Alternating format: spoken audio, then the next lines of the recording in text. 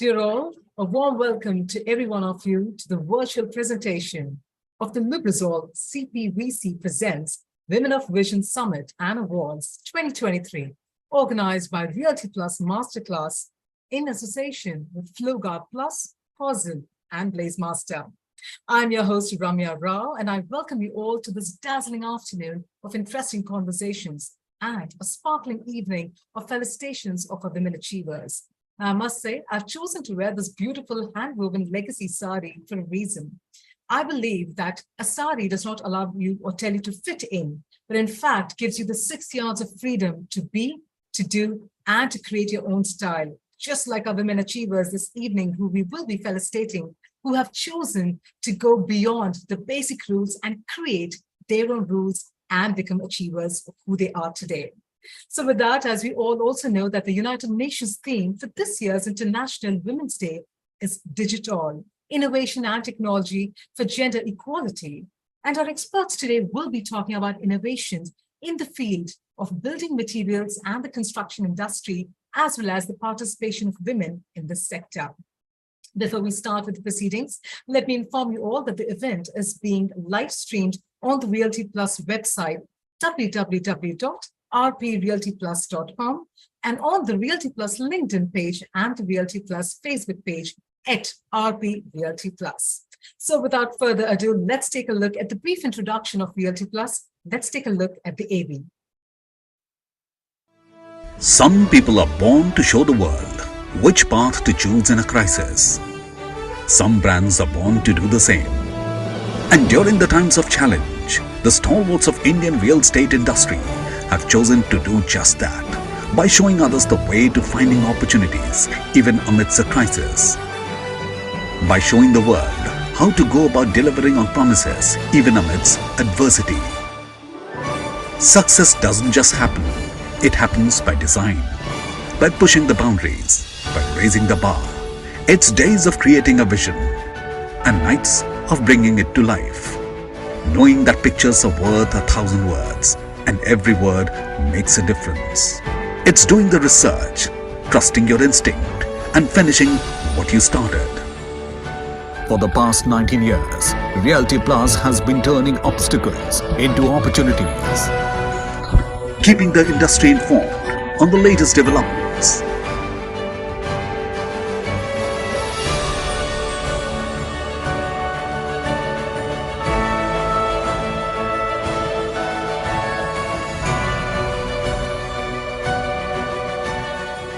Innovating to inspire debate and discussion.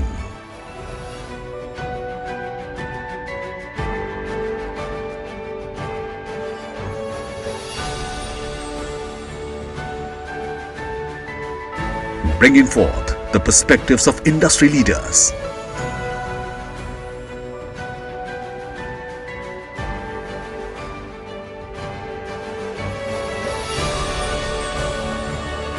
Honoring hard work and achievement.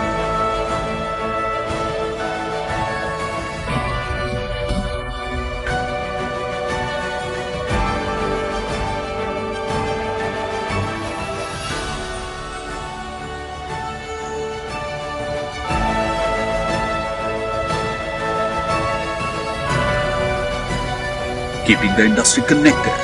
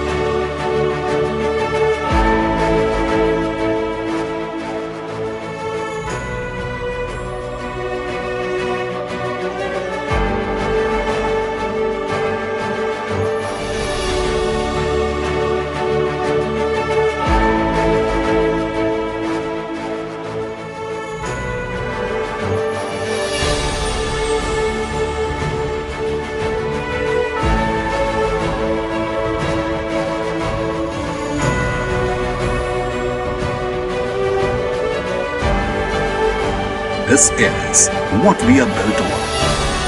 This is what we are building.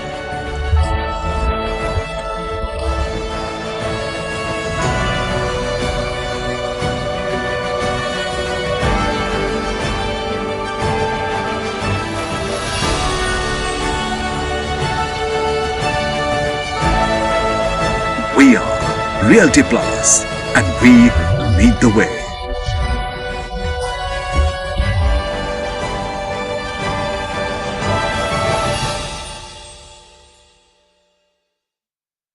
All right, those are some of the snippets of Realty Plus and some of the initiatives that we do. Please feel free to get in touch with Ms. Tripti Kedia as well, who's our publisher and business head for Realty Plus. With that, even before we move forward, let's begin this day with the auspicious Ganesh mantra.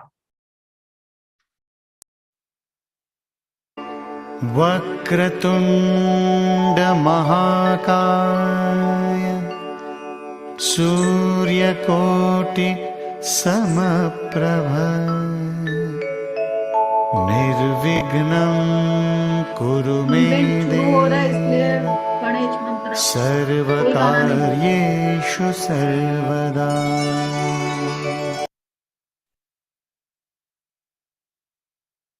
So, and on that note of positivity, we shall begin the beautiful summit. But before which, I'll request all our panelists who have joined and all our delegates who have joined in to kindly mute their mics whenever the sessions are underway. And whenever we keep the floor open for Q&A, we'd of course request you to unmute your mic and switch on your videos to answer those questions as well. With that, let's now go ahead and invite the chairman and managing director of LUBRIZOL Additives India. He comes with more than 33 years of work experience in the oil and gas industry, particularly in lubricants in the B2B and B2C domain. He, in fact, is currently associated with LUBRIZOL Corporation since the last 4 years and is looking after LUBRIZOL's additives business interests in India, Middle East, and Africa. Let's welcome onto the screen, ladies and gentlemen, we have with us for the welcome address, Mr. Sanjeev Kaul. Hi, good afternoon, Ramaya. Am I audible and are people able to see me? Yes, sir, absolutely. You're audible and visible as well. Please go forward. Okay, thank you very much, and a very good afternoon to all the esteemed guests on the call, particularly all the customers, all colleagues. And on behalf of LUBRIZOL in India, I extend a very hearty welcome to all of you. Actually, first of all, let me start with congratulating Temprite team for this fantastic initiative to promote gender equity. And if I go back into my own memory lane, I can recall my mother in a semi-urban town in Kashmir Valley, long back, maybe more than 50 years back, going from house to house and asking parents to send their girl child to the school.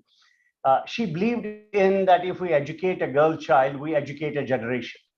And actually, it has been that kind of a thought process, a concept which I have taken forward. And in fact, we are involved in many CSR activities on both Temprite, advanced material side, or on the LUBRIZOL additive side.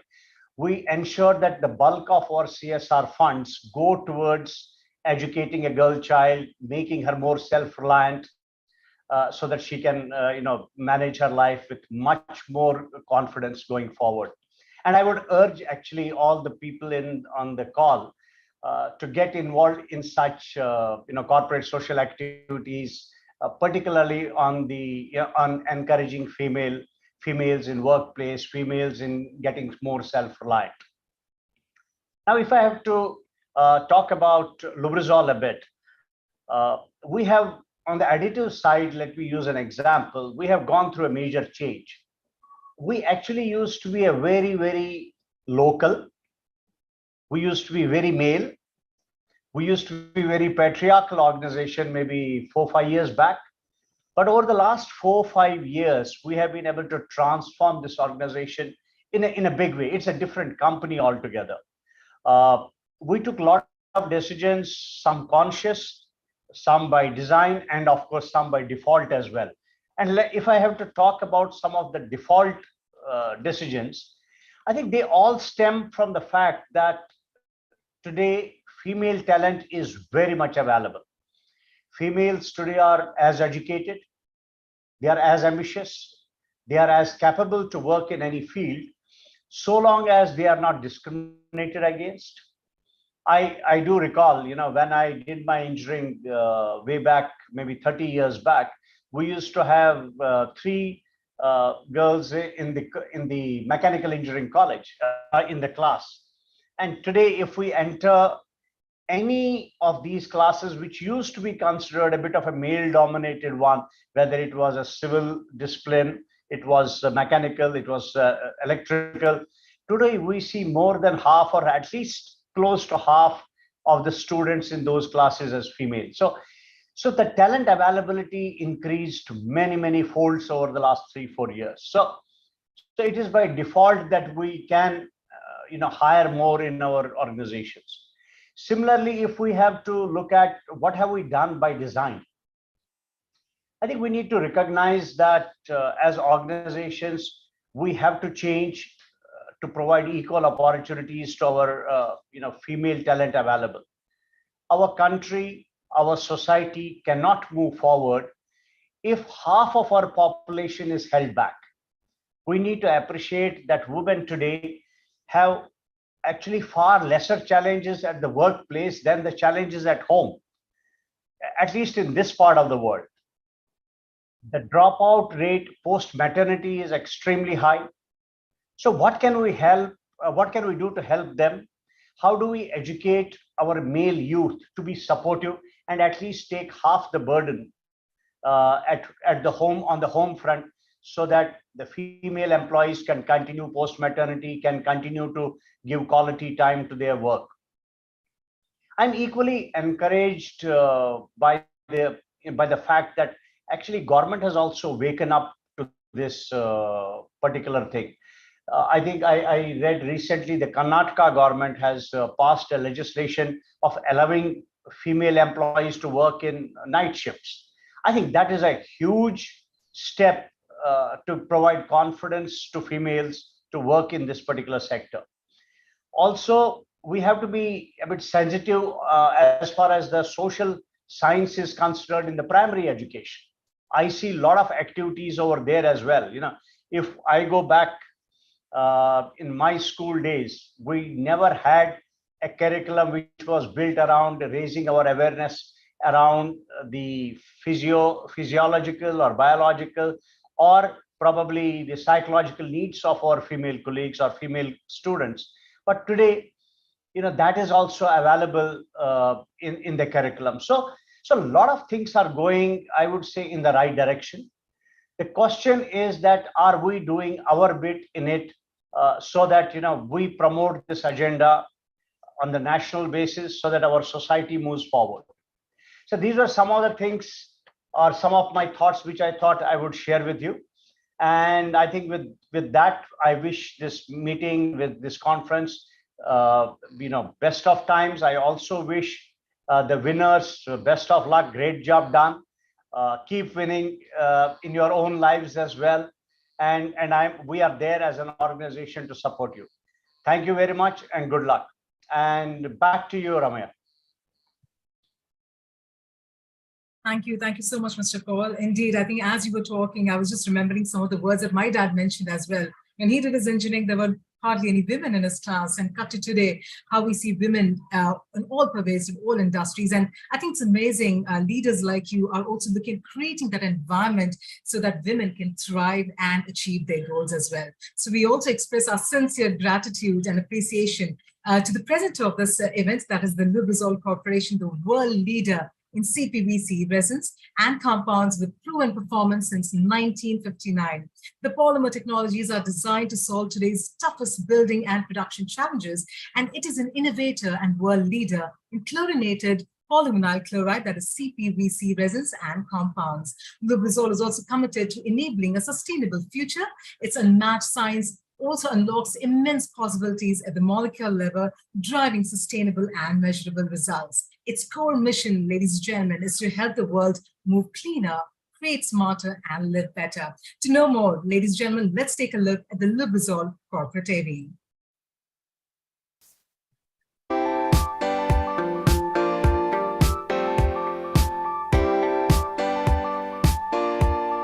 As businesses, governments, and societies across the globe are depending on and demanding that corporations make a meaningful and lasting impact on the world, LUBRIZOL has both a great opportunity and a great responsibility. For very few companies have the experience, expertise, and existing business to impact as much far-reaching positive change as LUBRIZOL. With our technology in more than half the vehicles on Earth and touching the everyday lives of at least half the world's population through a variety of solutions in a wide array of products, our impact today is already tremendous. Tomorrow, it will be even greater. With deep roots and proud heritage as a pioneer in transportation, LUBRIZOL has evolved and expanded into a range of other industries by being a pioneer in transformation.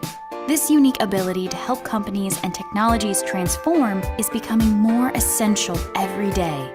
So as we approach the centennial of LUBRIZOL's founding, we are proudly and definitively renewing our commitment to unlocking science that transforms. This is more than our mission. It's a global imperative. The world is depending on LUBRIZOL to move cleaner, create smarter, and live better.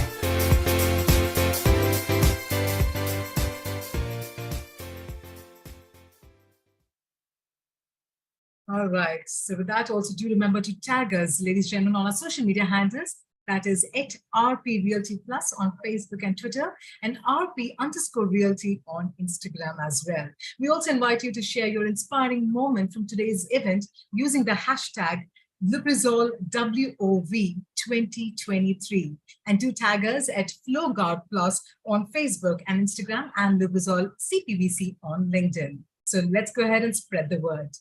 With that, ladies and gentlemen, it's now time to move to the keynote address.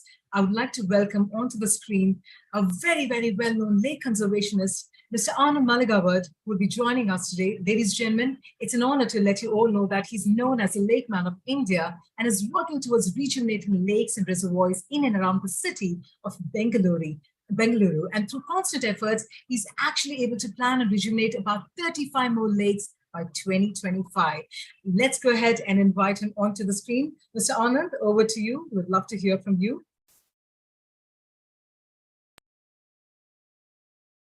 Mr. Anand, I think you're on mute. Namaste, all of you. I wish all the best for World Women's Day. And thank you so much for Reality Plus as well as sponsor LUBRIZOL.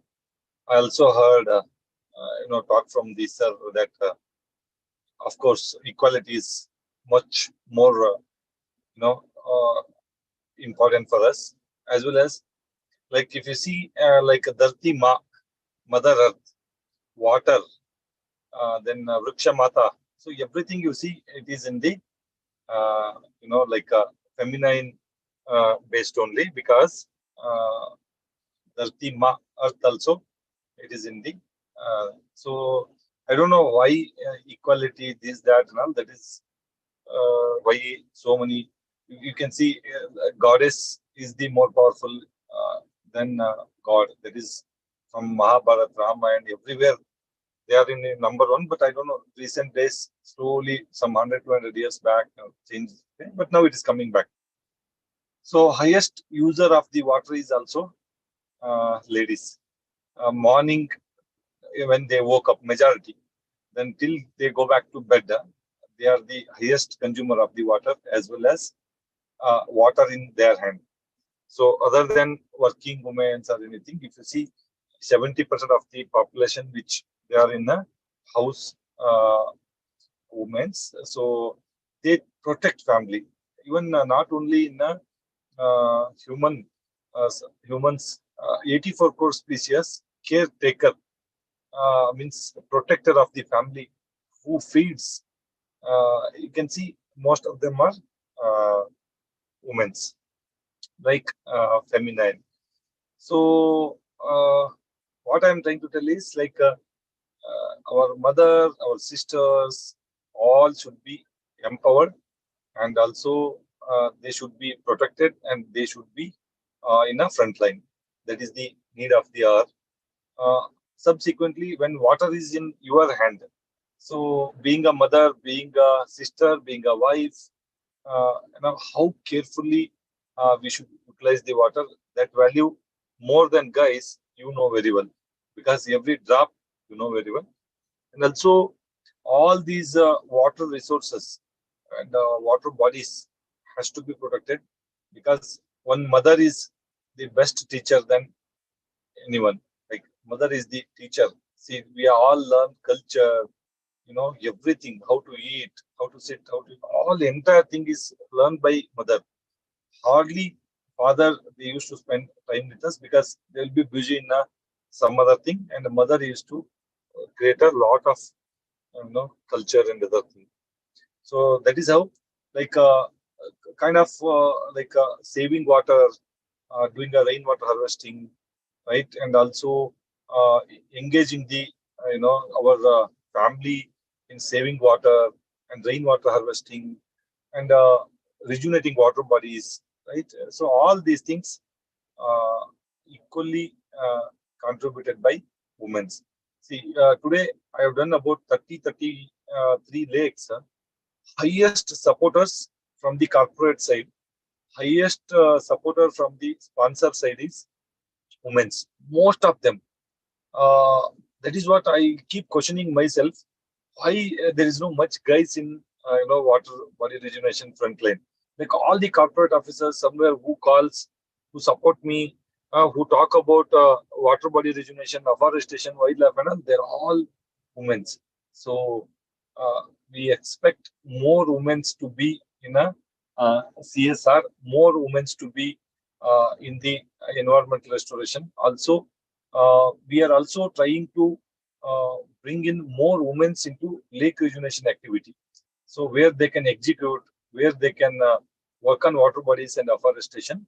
So already drive is started, around more than 5 to 6 women already working in a water body rejuvenation and all. So I wish all the best for winners and keep winning, and because you are the base of civilization, you are base of the mankind, and you are the base of sentiment, culture, everything. So thank you so much for giving opportunity to talk to me and meet all of you, and it's awesome. And every year, every world International Women's Day, we should keep celebrating and keep saving water, saving planet. Let's continue our journey. Thank you. Thank you. Thank you so much, Mr. Anand. I think those were some beautiful and pertinent points for each and every one of us who have joined for this summit today. So thank you so much, and we wish you the very best in your endeavors as well. So on that beautiful note, let's begin the e-conclave with the first session of the day. And while we do get our speakers onto the screen, let me also take this opportunity to share a small brief on our upcoming brand AV. A pioneer in CPVC plumbing systems since 1959, LUBRIZOL and FlowGuard Plus CPVC facilitate reliable access to clean drinking water to millions of homes and offices, and till date have been instrumental in delivering safer water to over 200 million citizens in South Asia alone, making FlowGuard Plus world's #1 CPVC plumbing system. Let's take a look at the FlowGuard Plus AV. LUBRIZOL, the inventor and global producer of FlowGuard Plus CPVC. Billions of feet of FlowGuard CPVC piping systems have been installed across the globe. In the year 1999, LUBRIZOL introduced its FlowGuard Plus technology and further established a niche market in India for CPVC plumbing solutions. Post its inception in 1928, LUBRIZOL owns and operates more than 100 manufacturing facilities and offices around the world. Over the years, LUBRIZOL's team of experts have dedicated themselves to creating an array of CPVC solutions for providing better water management systems to their consumers. This has led to significant increase in demand. To meet the flourishing CPVC piping demand, LUBRIZOL has invested nearly $50 million in setting up the CPVC compound plant in Dahej, Gujarat, between 2014 to 2016. With such a magnanimous existing infrastructure, LUBRIZOL has been a leading provider of CPVC for the past 2 decades in the India market. In South Asia alone, LUBRIZOL has delivered safe water solutions to over 200 million citizens through its plumbing solutions. Fueled by the desire to support Make in India initiative to make India self-reliant, LUBRIZOL Advanced Materials and Grasim Industries Limited have entered into a definitive agreement. The two globally renowned business giants, LUBRIZOL Corporations, LUBRIZOL Advanced Materials and Grasim Industries Limited, a flagship of the Aditya Birla Group, have partnered to set up the world's largest CPVC resin manufacturing plant in India. In alignment with its mission to help the world move cleaner, create smarter and live better, LUBRIZOL aims to provide reliable access to clean and safe drinking water to millions of homes in India. LUBRIZOL's commitment to help the world to move cleaner, create smarter and live better will enable the masses at large to look forward to a cleaner, healthier, better life and improved water management. All right, so with that, it's now time for our first session on the theme, Tech Innovations in Building Material Industry. Well, ladies and gentlemen, we have two eminent experts joining us for this discussion, but let me first go ahead and invite our expert, Ms. Samita Bajaj, who's the founder and principal consultant for Envirocon Engineering Services. She, in fact, comes with over 27 years of experience in the HVAC service design for building and infrastructure projects of all types, such as hospitals, cyber parks, hotels, pharmaceuticals, clean rooms, and beyond. Well, I would now hand it over to Ms. Samita Bajaj. Over to you, ma'am. Thank you, Sapna, for such a generous introduction. It's my pleasure to be here for this session today. Good afternoon, everyone. First of all, a brief intro about myself. I'm Samita Bajaj, an HVAC consultant. And in fact, I would like to share my screen. Sapna, can you...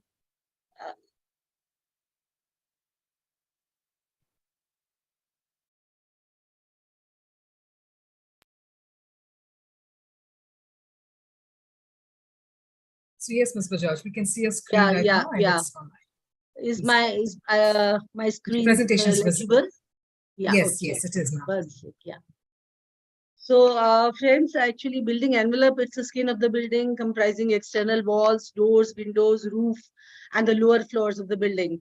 And now creating a high performance building envelope means that each piece of the building that has to be designed to minimize the transfer of thermal energy, which in turn, it creates an energy efficient and air tight building. And design of building envelope will determine the amount of lighting that's required inside for working. And apart from that, heating or cooling, it will be needing. So being an HVAC consultant, my focus in this presentation, I will just present how we can create high performance building envelopes to reduce the heating and cooling requirements of the buildings. So before we go further into the details, I want to highlight what are the HVAC load components, how does the heat gain come inside the building. So basically, it's the external loads which are related to the building envelope. The heat enters through the components like roof, wall, and glazing.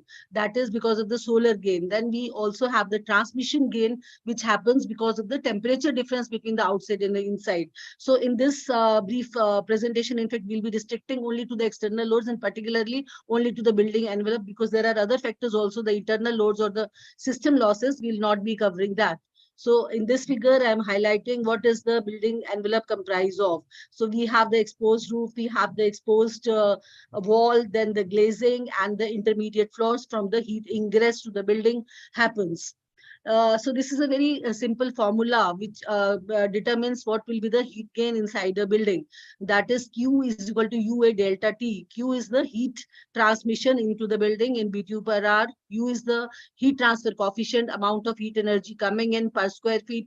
And A is the exposed area and delta T is the equivalent temperature difference. So when we talk of building envelope and the heat gain through the building envelope, we are talking basically of the two terms, the transmission coefficient and the area exposed, because U is the overall heat transfer coefficient. And if we see the construction of a building, whether it's an exposed wall or a ceiling or a roof, so the normal construction is you have a outside air film, which is a moving film. We have some plaster, then the construction material, concrete, then your plaster again, or the inside air film, which is a stationary film. So likewise, we have the construction for the ceiling or the floor or the terrace.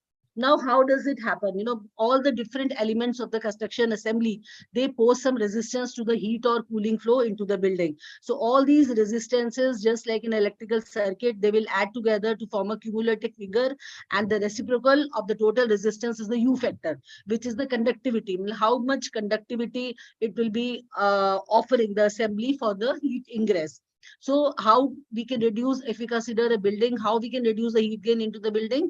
That is by reducing these two factors, reduce the U value, reduce the exposed area, and reduce delta T. So delta T, of course, does not fall in the purview of the building structures. So when we are talking of buildings, we talk of the building construction materials, if we can reduce the U value and the exposed area.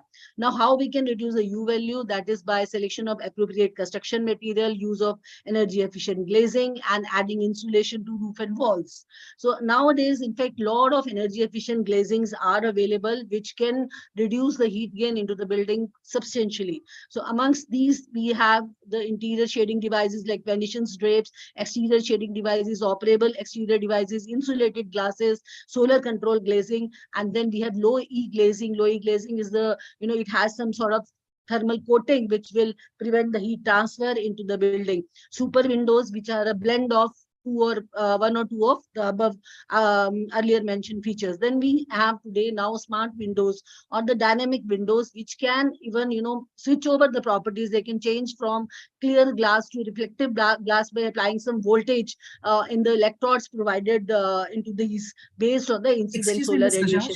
Bajaj. Yeah. Ma'am, just a minute. Could we please go to the slideshow? Currently, it's on all Okay, presentations. I do that. Yes, I ma'am. do that. Thank you so much. Lovely. I think that's full screen. Thank you so much, ma'am. Okay. Please. So these are the pictures of the glazing that we can have. The normal glass. This is the low E glass. So what happens is that once the incident solar radiation comes in, it will allow less of it to pass through, and more of it will be reflected back. So that is how you can reduce the solar heat gain from the glass. Then we have special glazings also, where you can have triple pane or double pane glazing, and in between them you can have vacuum or the gases, inert gases like argon, which further reduces the heat transfer. And this is a low E coating. And this is the figure of the dynamic windows that I was talking, that like we can have the change in the type of the glazing from normal to the reflective one by applying these there's some voltage across the electrodes which are a part of the window. So this is how, like, by employing this special glazing, we can reduce the heat gain by 30 to 50%. So this is a figure which is depicting, if we consider ordinary glass, whatever radiation, solar radiation is getting incident, more of it will be transmitted on the other side, say 0.86 times the incident radiation, only 0.06 will be absorbed. Whereas in case of absorbing glass, only 0.43 will be transmitted. So that will of course depend on the typical glass, but it can reduce heat gain by 30 to 50%, and that is quite substantial. Now there are different types of characteristics of the glasses which are available: tinted, reflective, tinted low E, reflective low E, clear low E glass. So while selecting the material for the windows, one has to see, architects, they need to not just select the this thing on the cost, but they should also see how effective it will be to reduce the heat gain. And there can be even if some initial cost is more, but the payback in terms of low air conditioning required, that will be within 2 to 3 years. So that kind of analysis should be made, and we need to see that what type of a glass is, what is the insulation property. Normal glasses may not have the insulation properties. They are only giving you the solar control, only the radiation part of it. Whereas the low E glasses, they will have thermal control also. So this is again an example of how by putting insulation inside the walls and the ceiling, that can reduce the heat gain loads. So if it's exposed wall, normal construction, maybe if it has the U factor of 0.35, by adding insulation, it can be reduced to 0.1. That means the U factor reduces 2, not by, but to 20%. That is a quite substantial saving. In fact, we have seen in many projects of ours, the total load in case of high area buildings and the massive buildings reduces substantially, and it is an investment worth going. And similarly, exposed in case of exposed roof without insulation and with insulation, you can reduce the heat transfer. The factor reduces to 25%. So in all the cases where the other ways is by reducing the exposed area, lower the exposed area of the building, lower will be the heat gain. So that technique, if possible, architecturally, it should be decided. Then the east and west orientation, they have the maximum ingress of the heat. So if possible, depending, of course, that depends on the site layout, the building should be, the lower side should be towards the west-east axis. That will be better from the air conditioning point of view. And if we talk of facades also, different facades, they will have different requirements. So say east facade, it sees the low angle sun in the morning. So solar factor, it lasts for only 3 hours, morning 3 hours. After that, it's only the thermal conduction. So suitable glass based on that can be selected for that elevation. It can be a medium solar control, but high thermal control performance. Likewise, south facing, it sees the high sun, high angle sun, and that gets reflected also. So in that case, low solar or medium solar heat gain control performance glass can be selected. So likewise, your west glass is also similar to the east glass with the low angle sun. And then the north facing, as we all know, it sees the minimal and no that it's a shaded glass, so it requires only minimum solar heat gain. So then with this, it is preferable that we can go for the more glazing towards the east and towards the west, which is towards the later part of the day. The more radiation is there on the western side. So west side can have more thermal mass, because if the building is thick in that part, it will store the heat and it will slowly release the heat into the building towards the night time when the ambient temperatures are already reduced. So that's a better technique of constructing buildings. Optimum wall window ratio, natural lighting, effective use of materials. So all these are a part of a building construction and design, which can improve the envelope. Then we can have the cool roofs with the reflective colors and insulation, plantation on the roofs, and vents to release the heat. Control of the micro climate, having plantation trees around, greenery to avoid the urban heat island, avoid the hard paving, so that will all reflect the heat. And the latest is the AAC blocks in all the green building construction and net zero buildings, which is a talk of the town nowadays. It's very, prevalent term, net zero energy or net zero carbon. Building, we are all using in these AAC blocks. So what are the advantages of AAC blocks as compared to the concrete and the wood, which are the traditional material, more prone to cracking and twisting? These are all pressure cooked and they're very accurate and unchanging. And the other advantages are they are energy efficient, fire resistant, acoustically absorbent. So AAC blocks are being used in most of the green buildings now. So this is more description of the same. So lastly, I'll just not take much time. I have the few international role model buildings which show a very good building envelope are, see, this is a Boulder Community Health West Medical Building. Here they had vacuum insulated glass, which reduced the U value from 0.29 to 0.071 and 0.064 and made the building envelope very efficient.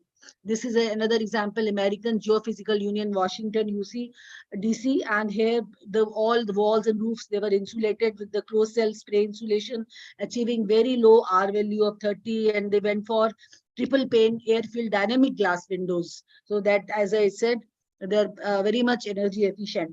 Then third is the Run Community Center, and this here, the thermal mass was increased by adding rock wool as an insulation on the terrace and on the walls. So that made the envelope very efficient.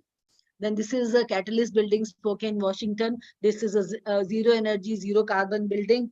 And here triple pane windows have been used, and along with that insulated walls and roofs have been used. This is a Virginis community housing, Virginis, and here low VOC finish, photovoltaic arrays have been used, LED lighting, and the triple glazed windows and the heat recovery ventilation has been used. All these making it a very, very energy efficient building. This is a credit human headquarters building at Texas, and it's a LEED platinum rated building with the geothermal type of air conditioning system, with the VRV system, high performance glass, thermal breaks in the window assemblies. All these and photovoltaic arrays have been used. So that has made it fetch the platinum green building. This is Athens County EMS station, Ohio. And here again, photovoltaic arrays and roof wall insulation shading devices have reduced the R value of the roof substantially. So likewise, Prairie Trail School and Building 246 Arlington, even ASHRAE World Headquarters. ASHRAE is the American Society of Heating, Refrigerating and Air Conditioning Engineers. So their headquarters itself, they have seen a very, very energy efficient envelope, and making them totally insulated and reducing the heat transmission. So that way, with that, I close my presentation. So these are the techniques by way of which we can improve the building envelopes and make them net zero and very energy efficient buildings. So thank you so much.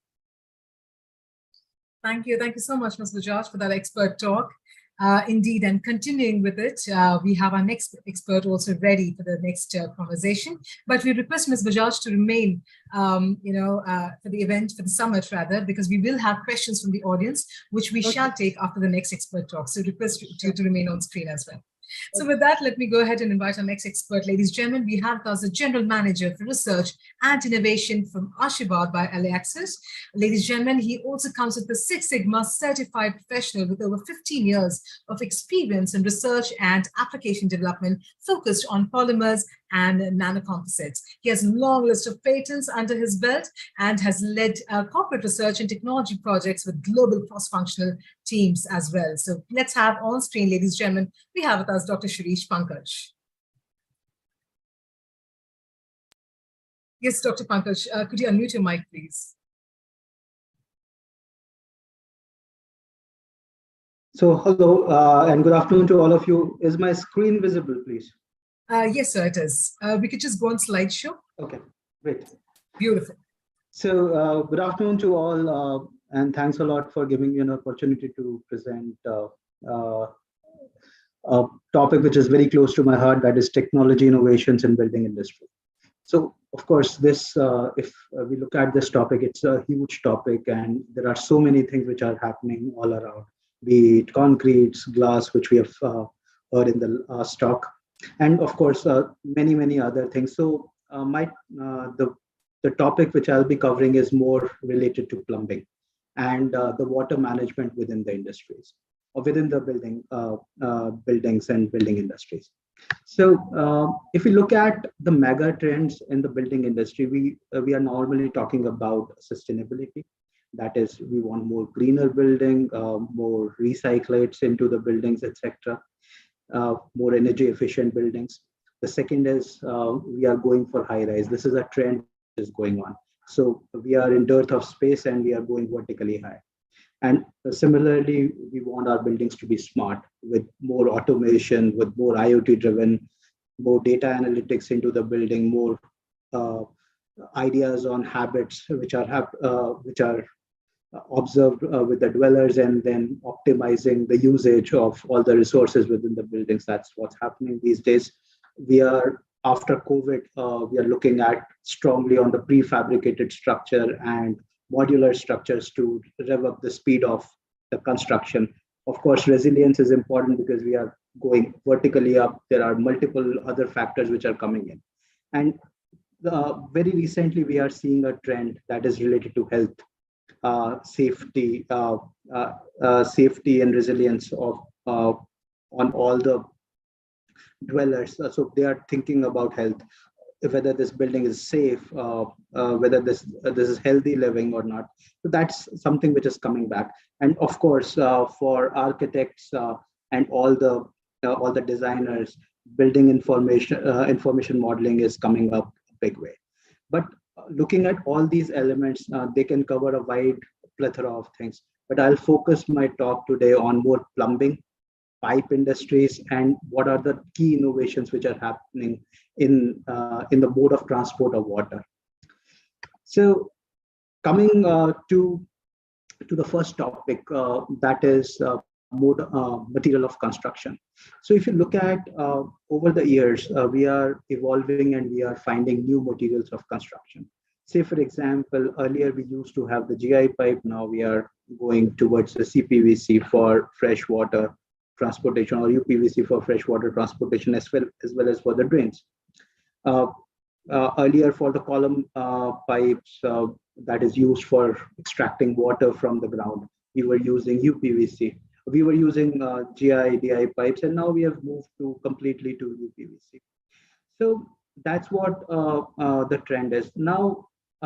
For big transmission or all around transmission of water, we are looking at conversion of GI, DI pipes to OPVC. So one technology innovation which is happening is oriented PVC. So let me give you a brief about what this technology is all about. So normally when you see polymers, they are more like spaghetti. So if you stretch the spaghetti, of course, the properties will change. Similarly, I'll give you one more example, which must be on your desk right now. So a water bottle. So water bottle can be crushed very easily with your own hands. But if you really stretch that particular polymer, you can create the drums out of it, or the covers of the drum, which you can beat and nothing happens to it. So what we thought is, can we use a similar technology on UPVC, and will that create a difference? And will that be able to have the similar properties as that of GI or DI? So that's where we started, and I'll just show you a small video around it.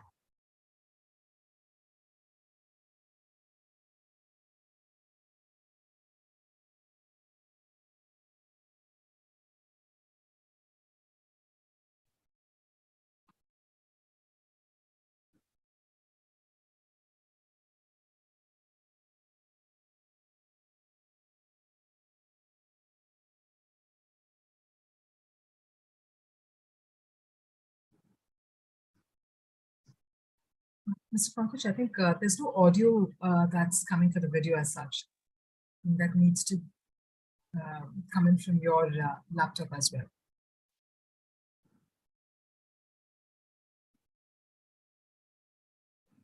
So if you look at this particular pipe now, normally we talk about the high strength of DI pipes, and now you can see that nothing happens to these kind of pipes, just with some processing changes and the new some additives which we have added to UPVC, and that created this kind of wonder. So this is a kind of innovation which we are talking about.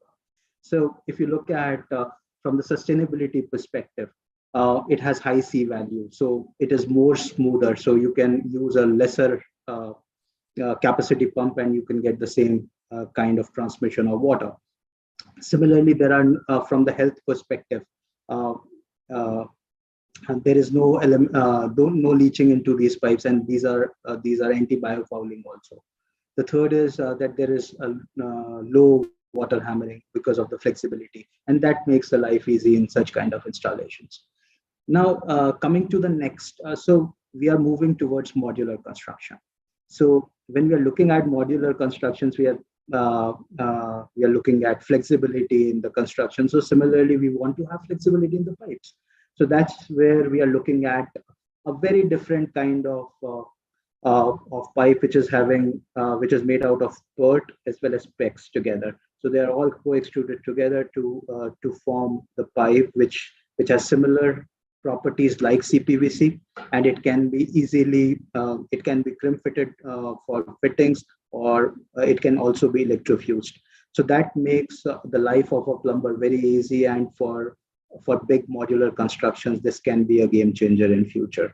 So instead of rigid piping system for the wall application or behind the wall application, this can be a big breakthrough, which is going to happen in the next 2 to 3 years, because already you are seeing a lot of players are entering in this particular market.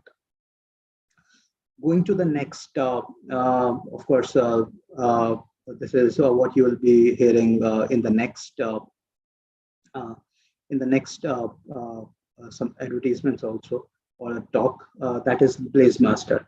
So when we are looking at fire extinguishing or fire piping system or fire systems, they are normally made out of GI and DI pipes.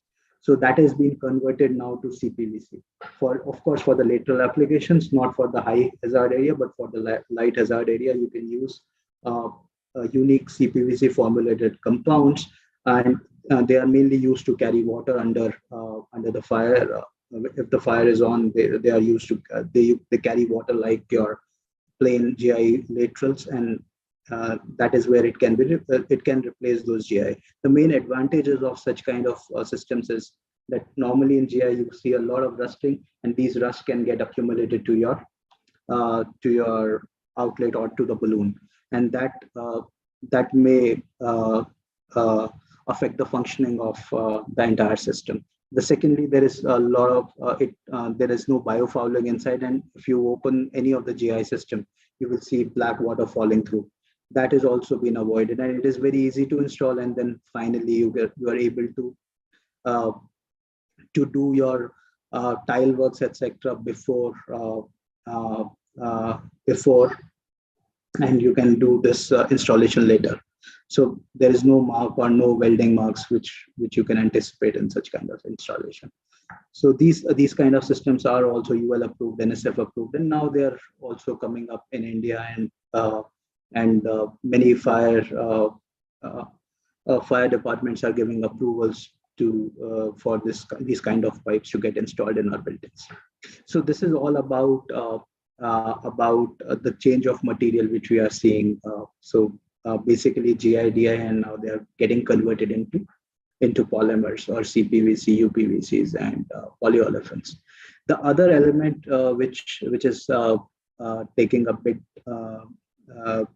big stride is on building information modeling. So we can create a 3D design of all the plumbing or the utilities of the building through these digital softwares, including MEP design, and we can get the perfect clash detection. All the problems are solved digitally, and we have minimal problems at the construction site. So this is principally an analysis first approach, which is getting adopted in designing all the buildings. And of course, this also helps us to add value to our building and also reduce the cost of the construction or the wastages which happen at the construction site. Of course, we are looking at modular. So now people are looking at modular shafts, so where all the lines, etc., can be created outside and on the in the factory.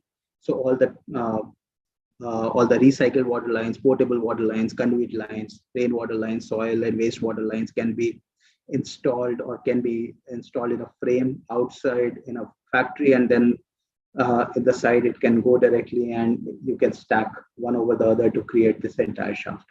So of course we save the installation time, and it's much more economical. Of course, in India it's still at a very nascent stage, but we are seeing a lot of traction in global countries where the labor cost is quite high. Now, of course, coming to the next level, when we are looking at high-rise drainage systems, they come with their own challenges, and most of the conventional system doesn't work when we are going way beyond like 40, 50 floors, etc. And it calls for a very different solutions. So I'll just give you a few examples of some of the Burj Khalifa in Tapai, and you see a lot of problems in the WC. And this is because of the transient pressure. So we are not able to manage the pressure correctly, and that really destroys the water seal. And it is not only happening in a normal building; it's the Burj Khalifa, etc., where these kind of problems are happening. So when we are going up, we need to look at more scientific ways of eliminating those transient pressures which are getting generated because of the usage of water or the water flow and the air balance which is getting disturbed. So for that, For the negative pressures, we can use the air admittance valve, and for the positive pressure, to really absorb instantaneously the pressure which is getting generated, and it should not affect uh, uh, the water seals. That's where the PAPA or the positive air pressure attenuators can be used. So there is a nice article on Wikipedia about Amoy Gardens. You remember if in 2003 there was an outbreak of SARS-CoV-1, uh, and this entire COVID transmission happened through the plumbing lines because there were no water seals were not perfect, and one of the contaminated persons used the toilet, and then through the plumbing lines, it went into the community spread. And similarly, on the COVID, when we were having the COVID second wave, there were multiple articles from IIT professors in Mumbai that it can also transmit through water and the plumbing lines. So that's where such kind of innovations are really required. Then this is my last slide where I wanted to talk about the product design. So when we are looking at any of the product design, we are now looking at collaborating with the world's oldest laboratory, which is sustained for over 3.5 billion years, and that is nature. So when we are looking at such kind of innovations, we are taking inspiration from nature and then converting into the products. So that's what biomimicry is all about. Say, for example, for compression fittings, to really hold the pipes, we took the inspiration from blue whale, where the teeth is so artistically designed that it can sustain a bite force of about or it can actually exert a bite force of about 18,000 newtons. So we captured the shape and then we created the collet rings for compression fittings, and that's the uniqueness. If you look at nature, the most optimized and the stable structure is from the honeycomb. So that is being translated into the fittings, which makes the fittings lighter, more sustainable, and less prone to failures, and more idiot proofing can be done on those fittings. Similarly, if you look at plants, if you don't put water, then the leaves are not very flaccid, and if the water is there, then target cell swells up, and then the water is sustained in. And that's what we took as an inspiration and created a fitting to prevent the leakages on the pipe. So if there is any leakage, the fitting can be pushed on the pipe, and it takes care of it, and it sustains 32 bars. And these are the inspirations which we are getting from nature, and then putting it on the products. So to conclude, if you see, there are so many innovations which are happening, be it materials, be it the designs, be it the engineering solves which are related to high rise, which are related to the usage, and they're all talking about sustainability. They're all talking about health and wellness of people. They're all talking about ease of usage, faster constructions, faster mode of constructions, etc. And with that, I conclude my talk, and I thank you for your attention. Thank you, Mr. Pankaj, indeed, for this informative session. So yes, ladies and gentlemen, two experts who have shared their thoughts, and we will now keep the floor open for Q&A, and I would now request Mrs. Sapna Srivastava, the editor of Realty Plus, to come on screen to moderate the Q&A. Thanks, Ramya. Can we have Ms. Bajaj also on the screen? So some very fantastic presentations. I think, when we are talking about sustainability, energy and water, they are the two main aspects of it. And we had such wonderful presentations from Ms. Samta Bajaj about HVAC, how we can save energy, and from Dr. Shirish Pankaj, how we can save water. And in fact, good to know that high performance buildings like Burj Khalifa and Tepe 101 also have plumbing problems. So it's not just us. So, but on we had a lake conservationist Anand Maligawad earlier, and he spoke about how it is critical now to be saving water, because we are at that critical juncture. And also he said that what we can monitor, when we can monitor the consumption, then we can do something about it. So you spoke about a lot of new materials in terms of products, pipings and plumbing. Are there also new kinds of monitoring systems so that we can, in our commercial buildings, in our residential buildings, like we have smart meters for electricity, etc., to monitor our water usage, and so we can conserve it? Absolutely. So there are a lot of startups which are working on this, and there are bigger companies like Xylem, etc. They are also having a lot of they're doing a lot of work in this particular domain. So they are looking at flow meters, the individual flow meters, which can sense. They are looking at leak detection. So on the commercial side as well as on the building side. So if there are any leakages, etc., that is also helping. The next trend which is happening is on the ZLD part. So being water positive in the communities itself. So the recycle, reuse, and reduce elements are also getting in. So this can all happen. Of course, the technologies are available. STPs, very nice RO plants, which can really make a STP water into a drinking water, like the way it's been used in Singapore. These can all be done from rainwater harvesting. You can directly feed it into the freshwater supplies.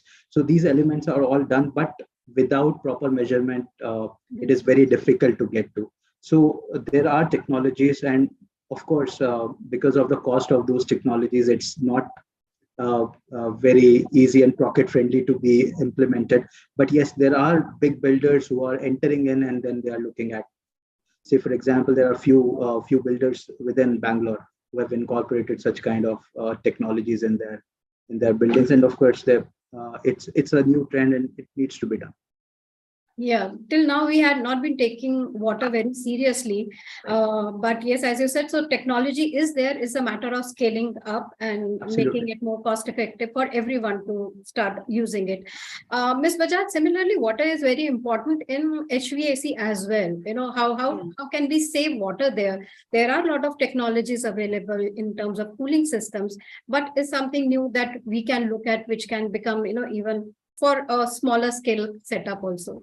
Yeah, I'll tell you, like in air conditioning, as Dr. Pankaj has already spoken about the plumbing part and STP. So whatever water can be recycled from STP, it is used in the air conditioning. So that normally in most of the building, it covers the entire air conditioning requirement. Apart from that, it is saved for the landscaping and the flushing. So that way, we are minimizing the consumption of water in air conditioning. Yeah, HVAC, I think, is one of the biggest consumer Yeah, of that is the biggest consumer recycled of water. water, in the building. So, and normally because water cooled systems are the most energy efficient systems, air cooled systems are always, they take more power and all. So water cooled systems, they are preferred, but then we reuse the water which is collected from the STP. Okay, So fantastic. that's a normal, Another thing, you spoke about a lot of new products again in HVAC in terms of building envelope or in terms of facade, the glass that we have. For HVAC system, we from smart sensors now to wireless sensors, IoT is there now. So are we now looking at artificial intelligence enabled HVAC? Is that the future? Are we looking at it? Definitely. Digital twins, as he was showing, that is the future.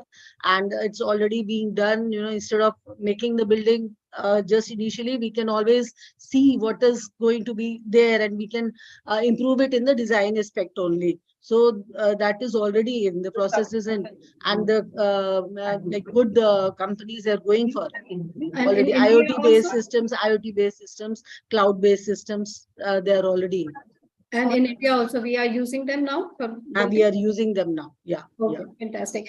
One question that comes to us is that how do we strengthen our water systems riddled with systematic issues, in terms of technology and scientific solutions and behavioral solutions?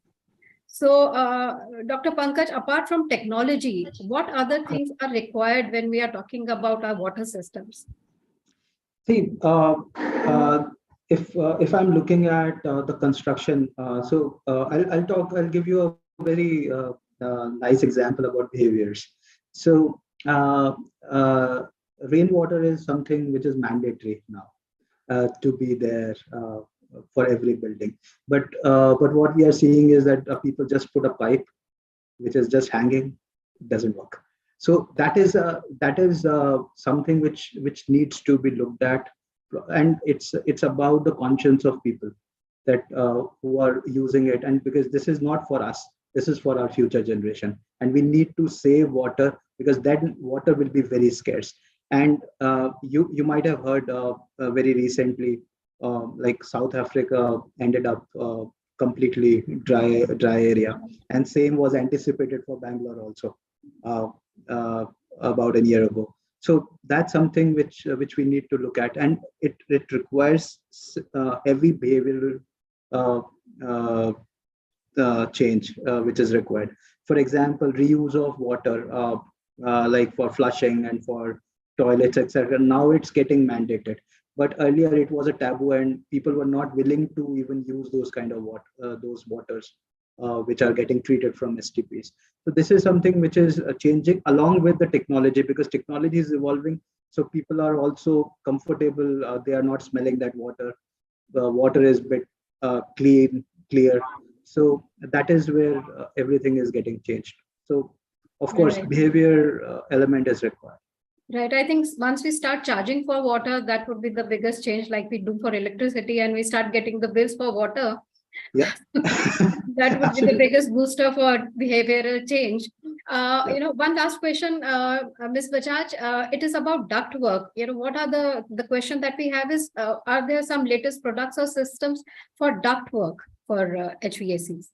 Yeah, conventionally GI material has been used, but nowadays flexible materials and PVC, these also have been started, because the trend is going without the false ceiling, exposed type of ducting. So new materials are coming in and they are successful. So what are such materials, like, when you spoke about exposed ceilings as exposed pipes, so what are the most? It can be the sandwiched type of GI ducts, only factory fabricated, and it is improving the process time also. It's factory fabricated with the insulation sandwiched at the factory. And then you have synthetic material ducting also available nowadays, though it's not being very commonly used in the official buildings, but in the small commercial buildings and all, we are using the flexible ducts also. Okay, fantastic. So I think our audience have got answers to their queries from our experts today. Thank you so much for that wonderful presentation, both Ms. Samta Bajaj and Dr. Pankaj, and joining us here today and answering our audience questions. Ramya, back to you. Thank you so Thanks a much. lot. Thank you. Thank you so much, Ms. Sapna, as well, for moderating those questions really well. So with that, ladies and gentlemen, let's move forward. And even before our next set of speakers come on screen, I'll take this opportunity to share the brand AV of Blaze Master, the world's most specified non-metallic fire protection systems, backed by LUBRIZOL Corporation's nearly 60 years of CPVC experience. Blaze Master material delivers the reliability and security expected of any fire protection system. Let's take a look at the Blaze Master AV.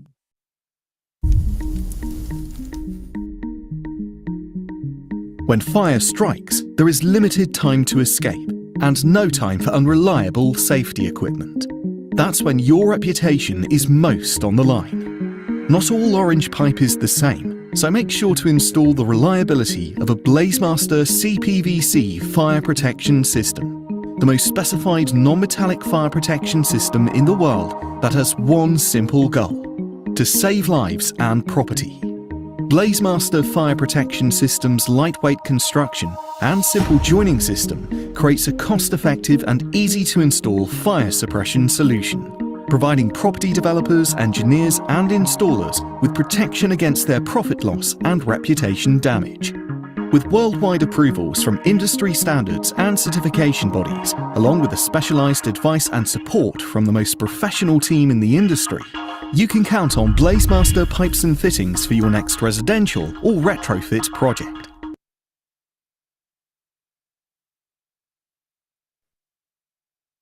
All right, so with that, ladies and gentlemen, let's move forward. It's now time for a very exciting session, a panel discussion actually, and it's on the topic of sustainable eco-technologies for water efficiency. So even before I invite the speakers onto the screen, I would like to take this opportunity to invite the moderator for the session.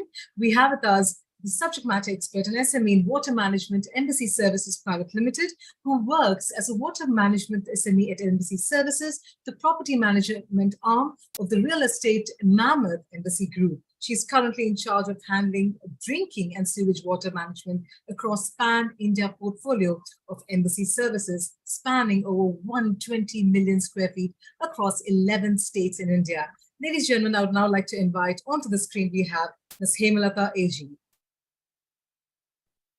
I would now like to take this opportunity to invite our distinguished speakers as well, starting with the President of Sales and Chief Marketing Officer for Prince Pipes and Fittings Limited. We have Mr. Ashok Mehra, who comes with, and he's an industry veteran, ladies and gentlemen. He comes with years of experience, is widely acknowledged for his contribution to shaping and implementing brand forays and marketing strategies across India. And he leads the team at Prince with over 33 years of deep domain expertise in the building materials and sanitary ware industries as well.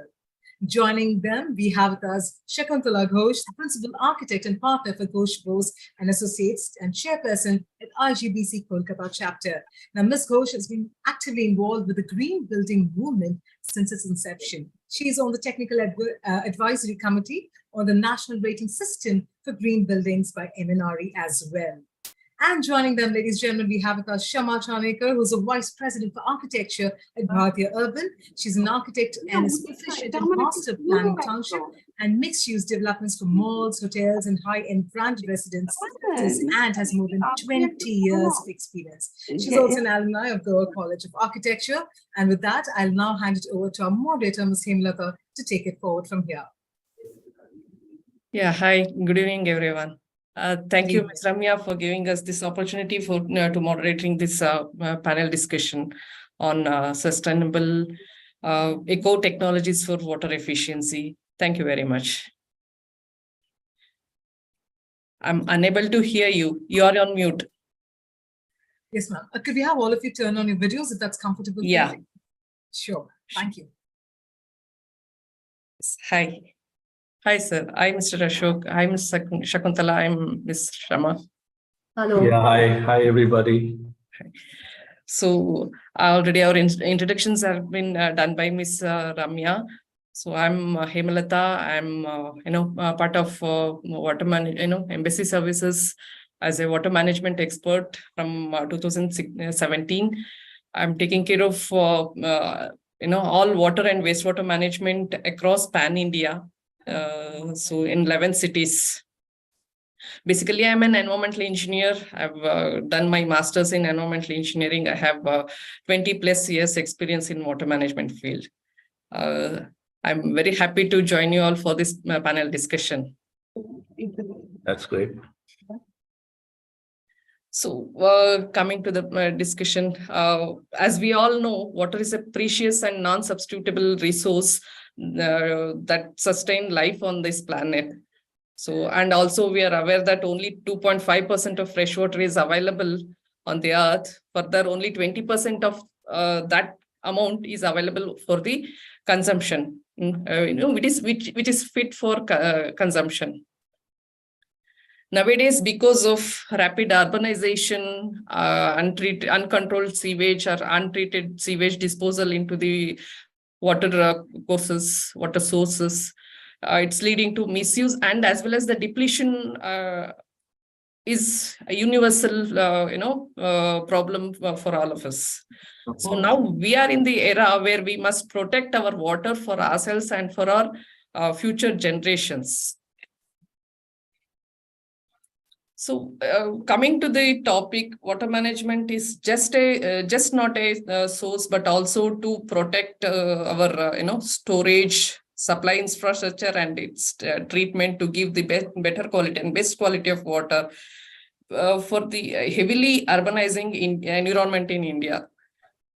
So sustainable water system should be provide to adequate water quantity as well as appropriate water quality for the given need without compromising future ability to provide this capacity and quality. So we will start this session to give more, to have more insights from our esteemed panelists, Mr. Ashok, Mr. Shama, Ms. Shama, and Ms. Shakuntala. So my first question is to Mr. Ashok. Sir, why is the sustainable water management, particularly for cities, is very important?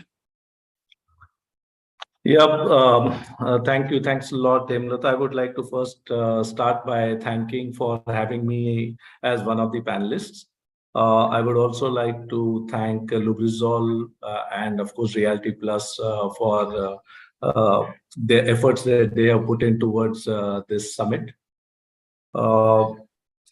Today, they are also celebrating Women of Vision Awards. So I would like to place on record my honor to be speaking along with three eminent women who have been really successful in their own field of operations. So it's really an honor, and I'm heavily outnumbered.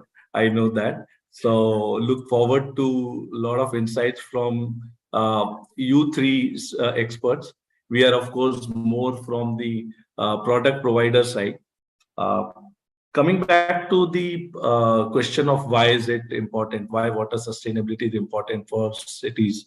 As you rightly said, Hemlata ma'am, there's a lot of urbanization happening. And with this, it does put in a lot of strain on the infrastructure today. The other day I was reading an article wherein it said the UN report said that by the year 2030, India would be having almost 60 smart cities with a population of over 1 million, and maybe 6 mega cities with a population of more than 10 million. So when we hear these numbers, when we look at these numbers, coupled with the fact that there is a lot of migration towards the cities as well, this puts a lot of strain on the infrastructure. And because of this very reason, to balance the gap of demand and supply of water, we need sustainable water management for the smart cities. The government has also been talking about the groundwater level depletion.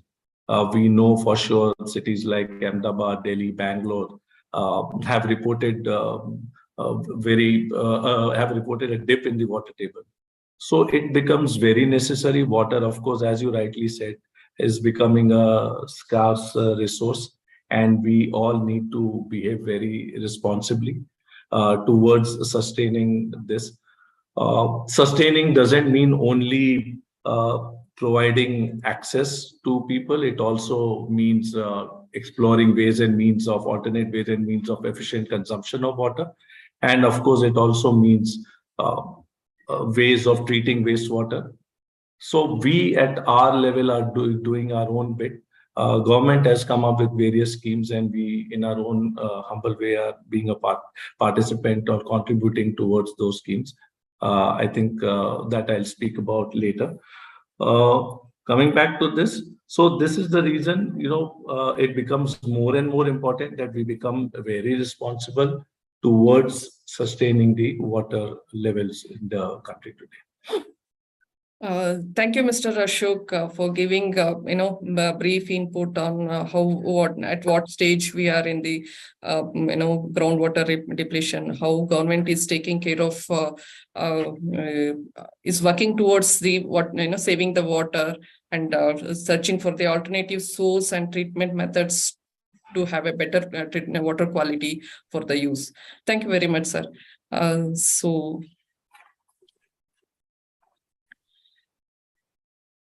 my next question is to Ms. Shakuntala or Shama. Okay. Shama, yeah. So, ma'am, how is the real estate, building and construction sector employing what smart water management works? Okay. So thank you, Ms. Hemlata, for the question. Thank you, Reality Plus and LUBRIZOL, for giving us this opportunity to be part of this forum. So I would like to answer this question in two parts before I get to the building construction stage. See, here, I think it starts with design. So being part of this development, one has to address this at the design stage, and then comes the execution, the construction stage. So when we say the design stage, have been fortunate enough to be associated with different master planning townships, whether it's Bhartiya and likewise. So here what we have tried to do is, as far as the design is concerned, as much as possible, have the entire parameters to conserve and manage water are catered to well in advance. When I say that, as I said, I am fortunate enough to be part of Bhartiya City, which is a 125 acres development here. In the planning stage itself, first we discuss about, okay, you need to conserve water. So you have big reservoirs or tanks, which could help to store this excess water. And then you reuse it for irrigation, or there are recharge pits which are planned. There are rainwater harvesting pits. There are recharge bore wells, which we have provided. In addition to that, there are different areas like swales, which have vegetation all along the length, like narrow swales, as we say, which helps to percolate water. So all these measures, when we take care in design itself, I'm sure that all adds up for better management of water. Now, coming back to the construction stage, this is a part of a mixed-use development, which has a lot of commercial and residential development. So what happens is, especially in commercial, we can use the waste treated water for flushing, for irrigation, and also for HVAC. Now, what we have done is we have done a ring main between the residential and the commercial developments. With that, we get an opportunity that the excess water after flushing and after irrigation, we can connect it to our commercial developments. And if there's any shortage in water over there, we can utilize that for the HVAC in the commercial buildings. In addition to this, this also helps in all maintenance of the public realm that we have. Lots of pavements, there are roads which needs to be cleaned. Then we have coming to the construction wing, where our projects come in different phases of development. All the projects will not come up in one go. So this entire water is treated water. We use for curing.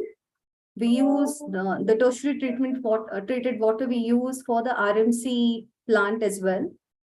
So there are different measures. The second part, which I'm talking about for building construction, we have used many bricks which are with fly ash as against cement. All this helps in reduction of the water usage. Whether you can say curing, there are different methodologies which are available for curing. It could be a drip curing method, which minimizes the usage of water for different curing areas in the project. Then in addition to that, we have also used, drip irrigation everywhere. That helps in maintaining a balance in terms of managing the water across the city.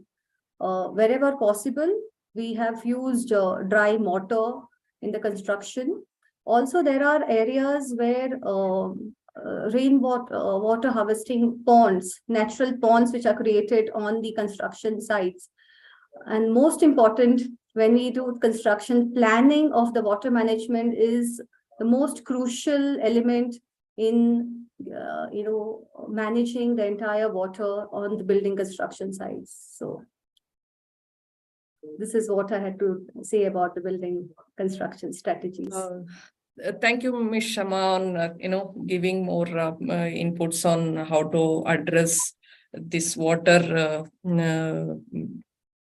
saving during the construction phase as well as in the design phase. How our design should be, providing a recharge pits, borewell rechargings, and while doing the planning stage itself.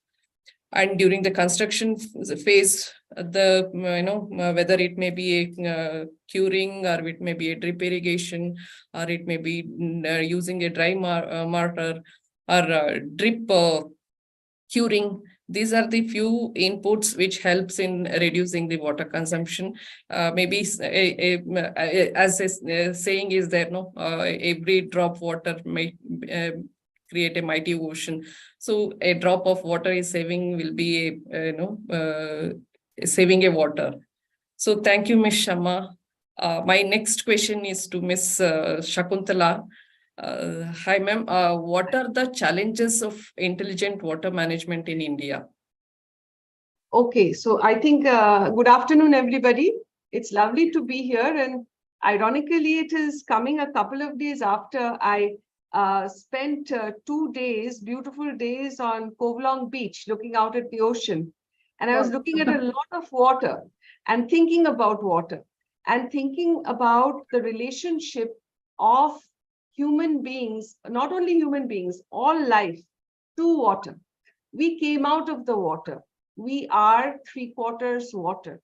So it is something which is, beyond the technicalities to understand that without this element, we are nowhere. We don't live.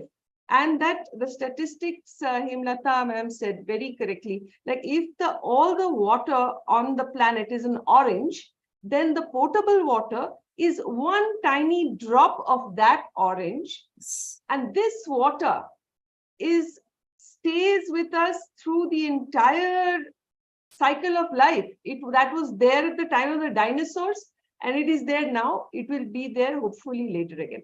So just to put it, I was just thinking all these things about water. So I thought I would share this with you. And this whole cycle, which has existed for millennia, we have upset it in the last 200 years with our great brain and all of the things that human beings have.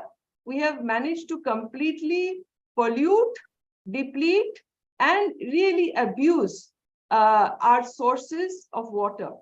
So first thing I think which need to be inculcated in every child, baby, when you say don't lie, don't cheat, and don't waste water. It has to be right at the beginning, because my husband is a renowned environmental engineer, and when he shaves, the tap is on full. Nothing I say, because it's just some ingrained habit. He cannot get out of it, and no matter what I say.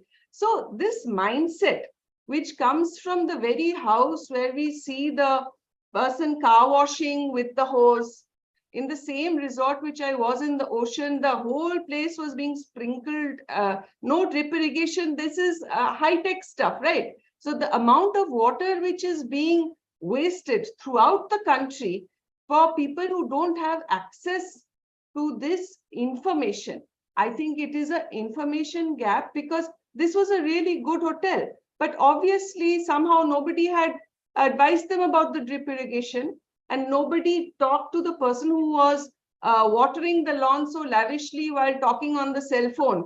The water is going on getting, thinged on the lawn. So, and this goes right up to chief engineers of municipal boards. When we were on the team advising Newtown, Kolkata, they were the first platinum rated green city. And the chief engineer of the water supply is very, this thing that we have provided 200 liters per day for every citizen in Newtown. I said, sir, if you do that, then you will not get any kind of rating whatsoever, because it is absolutely almost a crime to say that I have provision for 200 liters a day per person. So he had to be convinced that now we know we can come down. 135 is the norm, and even 90 is very much doable with all the technologies with Shama has told us, with all these low flow fixtures and all that. So at a city level, they have to start getting the thing, what is the actual numbers, not generic, actual numbers, what is required and how to do it. So in a recent project where we are, it's a platinum rated pre-certified building, we were looking for not 3 and 6 liter flushes, but 2 and 4 liter flushes. And out of all the things in the market, all the WCs in the market, we found maybe 4 which were purpose built for 2 4-liter flushes. Rest, they said that, we will adjust the flow and make it less and all that. But no, the flushing system is actually different.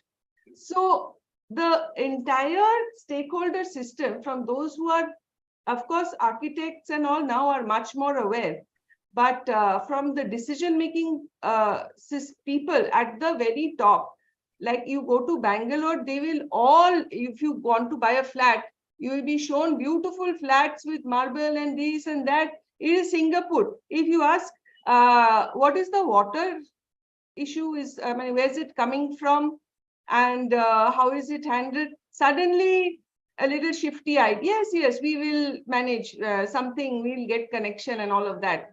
So unless you get to the basics of this, how there is so much building going on when these macro level things are not in place, the development which is happening now is not sustainable under any circumstance. So civilizations have died out because of water. I think Indus Valley, the river moved away or something. So unless we want to also die out, we really have to act at an international level, regional level, city level, building level, and at the home level as well to do that. And the knowledge interface needs to be this thing. When you talk about recharging a recharge pit, you have to know exactly at what level that the water table is lying at. Otherwise, how do I specify that recharge pit? How far it will go down? So this water mapping needs to be done at a citywide and regional level. What is the level of water? We don't know. Even STPs, everything generically, it is a vendor-driven system. There is no specific thing that this, STP, it's all vendor-driven. Different vendors will give you different systems and say ours is the best. So the knowledge base and dissemination, this has to really, I think, go across the board. And for all the stakeholders, from the planners to the professionals to the homeowners and the product suppliers, they have to come on one platform to solve this problem. Okay, thank you, Ms. Shakuntala, for explaining us on life and water relationship between us and how we are upsetting from this water cycle from 200 years by polluting and depleting and exploitation, including exploitation also, and how we should teach our children, apart from moral characteristics, along with do not waste the water, and how educate the people in consuming less water from 200, maybe lavishly using 200 liters to 90 liters, and how it will be helpful in macro level and knowledge level dissemination from international to country level to state level to city level, city to building level, building to house level. And you also explained us about the importance of water mapping, which helps us in saving the water and managing the water for the future generation. Thank you, ma'am. And my next question is to Mr. Ashok. Sir, what are the water efficient products available from Prince Pipes and the initiatives the company is taking in the manufacturing practices? You're on mute. Sorry, I was on mute. I would totally agree with both Ms. Shama and Ms. Shakuntala for their views that they have written. Unless and until we ourselves are aware of what we are doing, we would not be able to improve.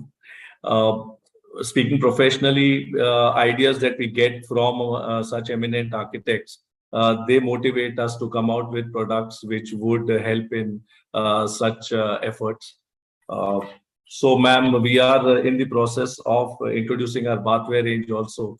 I think this is one good motivation that you have given us today to introduce flushing systems for 2 liters and 4 liters.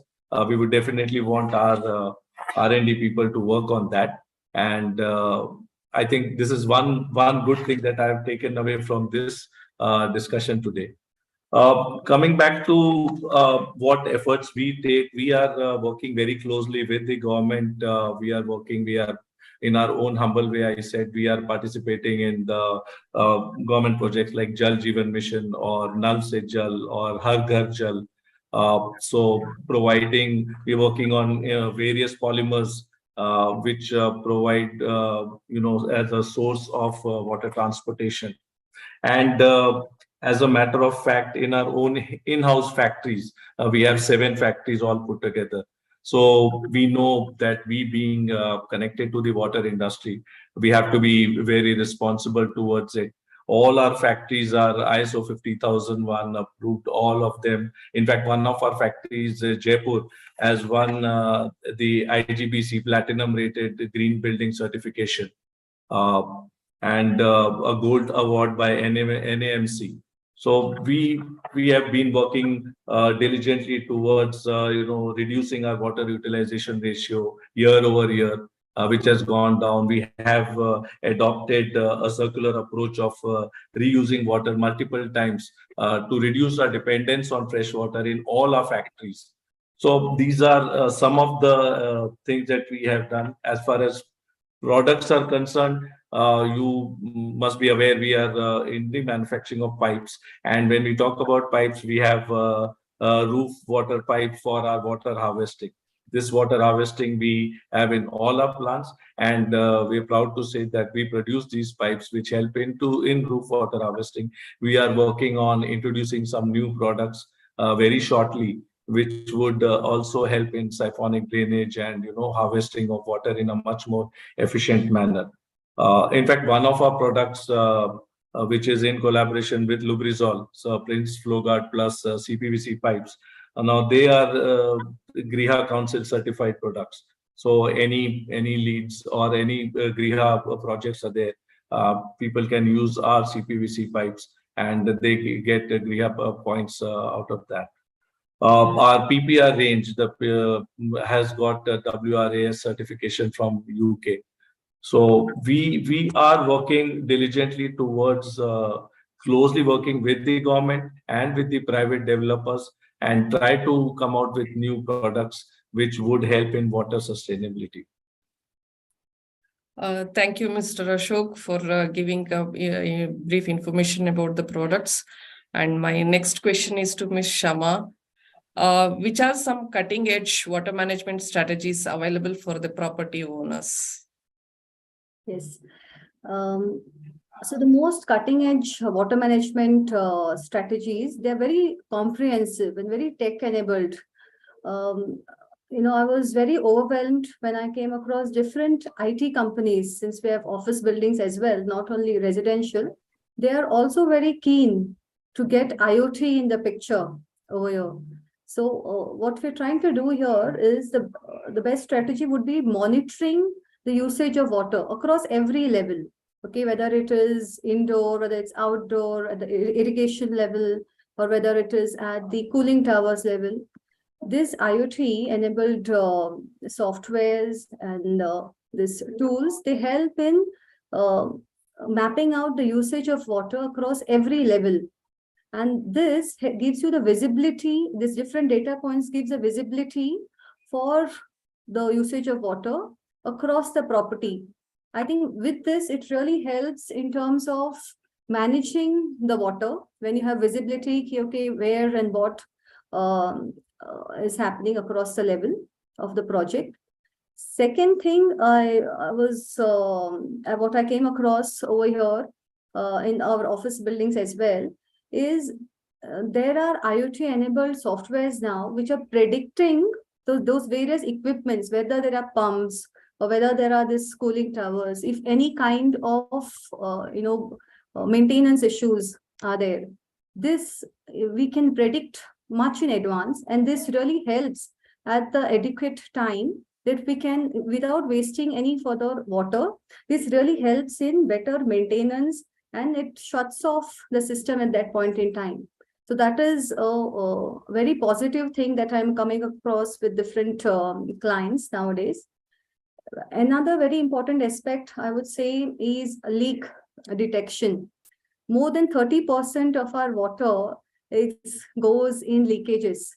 And those leakages, for probably weeks or months, there would be leakages all across, whether they are underground leakages, it could be in the irrigation line, it could be also in our, running toilets, or it could be anywhere, like more catastrophic leakages, which nowadays that you see, which could lead to property damage as well.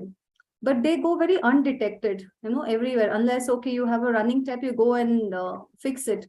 But there are so many leakages, which again, I would say, going back to IoT, where there are systems, very analytical systems, which are designed nowadays, which they have the flow rates are, monitored in real time. And that really helps to address them at the right time without any further delay, and that helps in saving a lot of water. Another aspect that I would like to touch base is on the residential front is water metering. Now, water metering, what usually happens is when you have high-rise apartments, irrespective of whatever consumption of water is, everyone has a flat meter reading. It's irrespective of the consumption. It's basically the number of the total cost of water for the apartment is divided by the number of households that are there. But I think by installing meters in every household, it will really help to be sensitive to the fact that, the amount of consumption you're doing. Otherwise, it's like, okay, you're always paying for somebody else's consumption who may or may not be sensitive about this entire consumption of water. So this is all I got to say. Thank you, Ms. Shama, for sharing us your views on monitoring and prediction of leakages or equipment failures in the using IoT platform. Thank you. My next question is to Ms. Shakuntala on which are the most effective methods to manage and conserve water. Ma'am, you are on mute.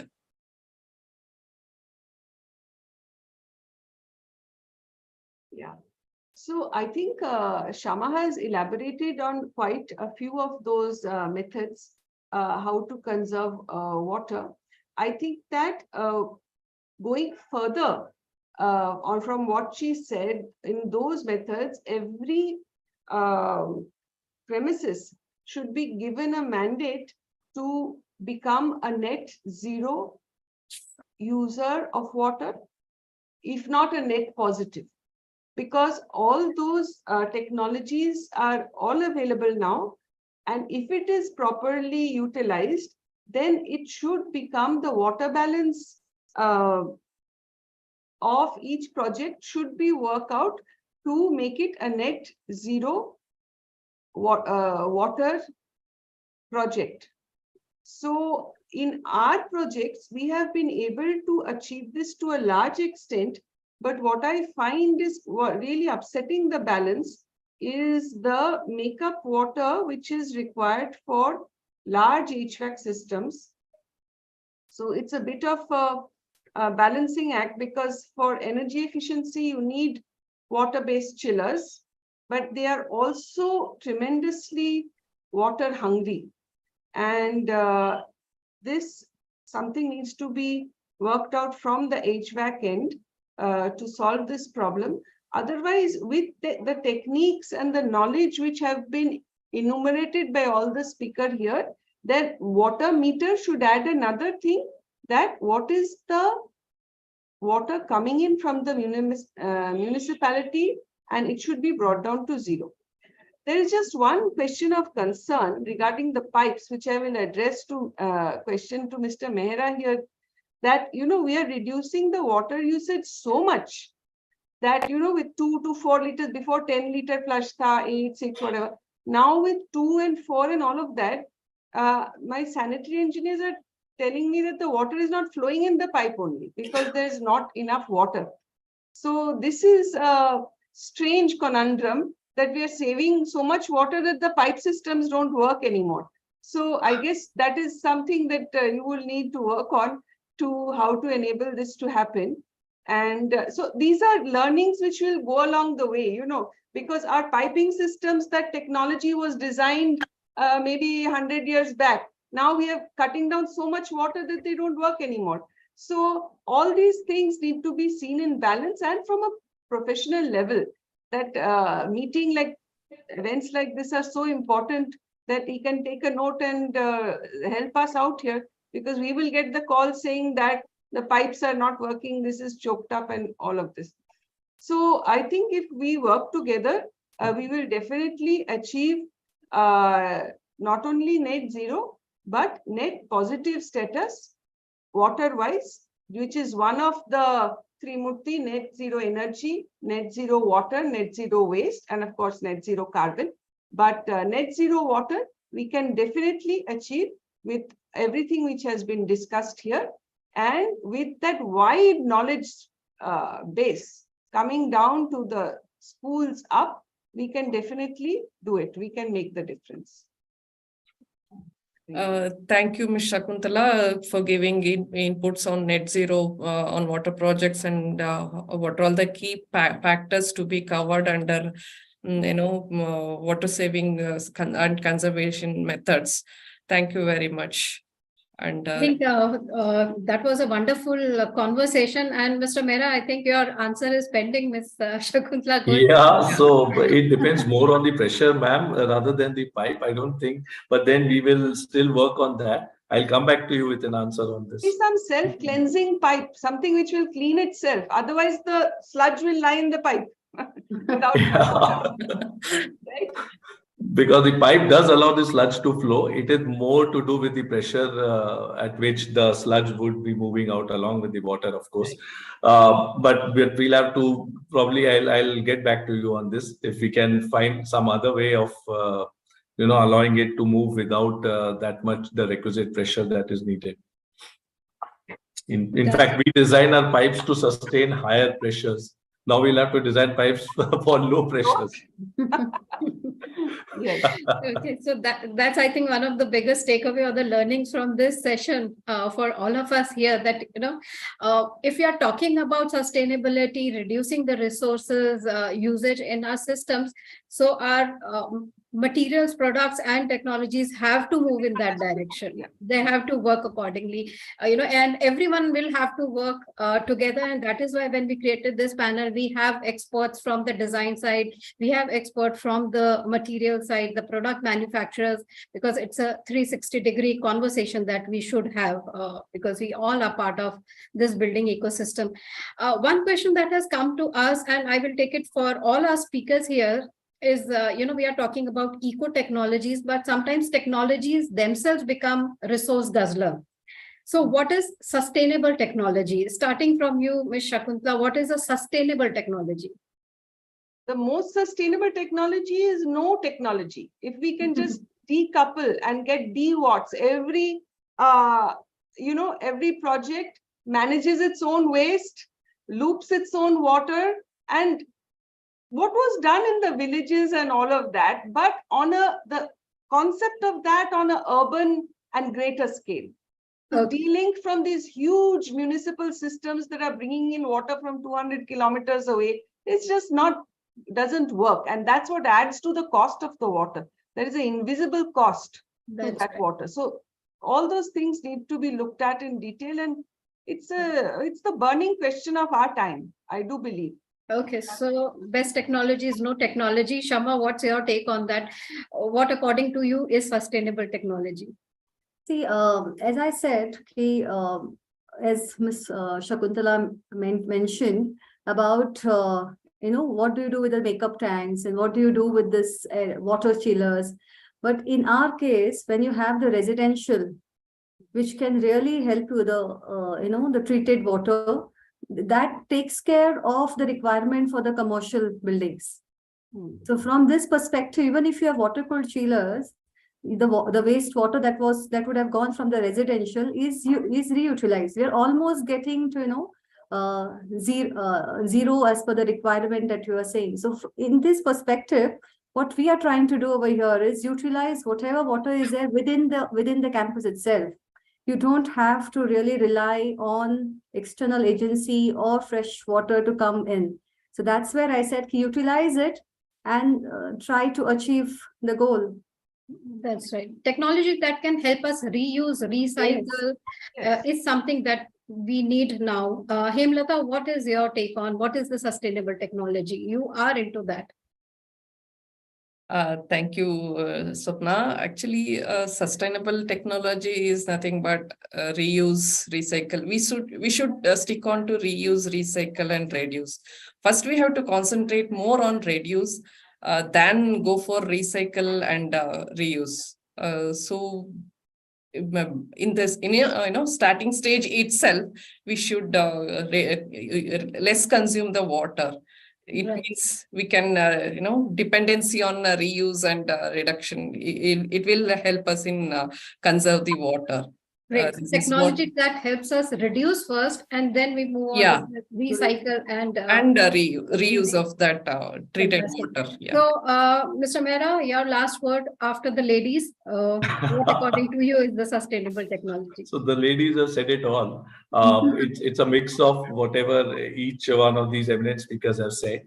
Anything which would help, I would tend to agree with them that anything which would tend to help reduce the consumption and help us in recycling of water, any sort of technology so that is the reason we are also working on technology to bring about effective drainage of water, and then along with that conserving the water and then recycling the water. So whenever you talk about all three things, we have our products tailor-made towards that to help about in terms of effective drainage of water, then conserve the water, and then also reuse the water. So any technology which would help us in these efforts, I think that would be sustainable technology. Fantastic. I think we had a very good discussion here talking about technology, but also a lot of other things that need to work together in terms of design, in terms of development, and how all the stakeholders will have to keep kind of having that conversation of what is required in each field.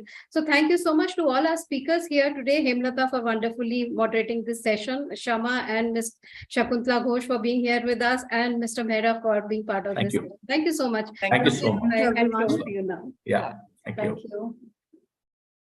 Thank you. Thank you so much to all our panelists, and thank you, Sapna, as well, for moderating that beautifully, those questions to the audience as well. With that, ladies and gentlemen, before we move to the final segment of the summit, let's take a look at another informative AV about Corzen Material and Piping Solutions that provides a practical and sustainable solution to the shortcomings of metal and other polymers that reduce system service life and water quality in both industrial and commercial applications. Let's take a look at the AV.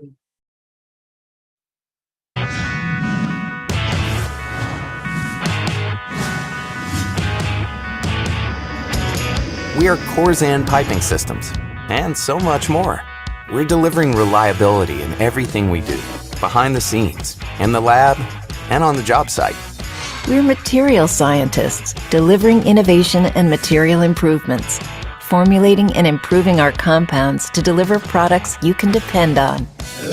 We're first-class manufacturing support, always there to ensure our compounds are processed correctly and efficiently, working with our manufacturing partners to create dependable pipes and fittings the market can trust. We're quality control and product testing teams, striving for and providing peak performance, instilling the confidence that our piping systems will deliver. We are knowledgeable engineering professionals, providing online and in-person tools and resources that aid in the design of our piping systems, ensuring optimal performance and confidence. We are experienced master plumbers and mechanical contractors, always there, performing hands-on training, educating the market, providing solutions, making sure that together we deliver a reliable system. We are your partners, focused on collaboration to ensure the highest standard of product quality and performance. We are the pioneers of CPVC, providing the industry reassurance in every piping system installed, protecting your reputation and nurturing your peace of mind. We are not just making the material for your pipes and fittings. We're creating an invaluable sense of security and assurance for you and your projects. We are innovative material scientists, experienced master plumbers and mechanical contractors, knowledgeable engineering professionals. We are Corzen Piping Systems, and we deliver reliability for life.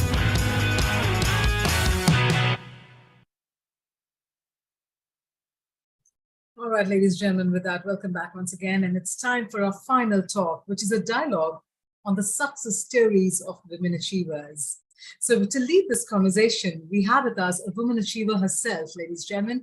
I introduce you to the Executive Director for Property and Asset Management, Asia Pacific, Head of Strategy, Platform and Emerging Markets for India, Indonesia, Thailand, Vietnam, and Philippines, JLL. Ladies and gentlemen, it's an honor to have Ms. Charu Thapar on the screen here, joining us for the summit.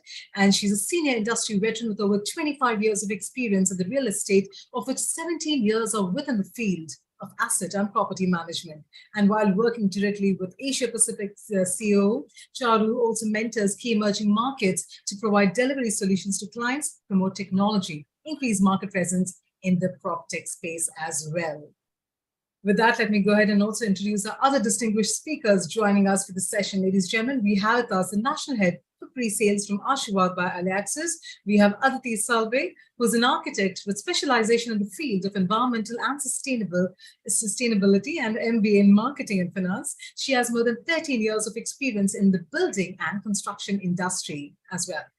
Joining us as well, we have Ms. Nidhi Agarwal, who's the founder of Space Mantra. She's a BE in Civil and holds a master's degree in International Business Management from Nottingham-Trent University, UK. She's fueled by her drive to address the pain points of the construction-linked industry, and she co-founded Space Mantra with a passion to create a niche product unique to the construction and interior design industry, with an exclusive aim to ease out the roadblocks and provide a consolidated platform.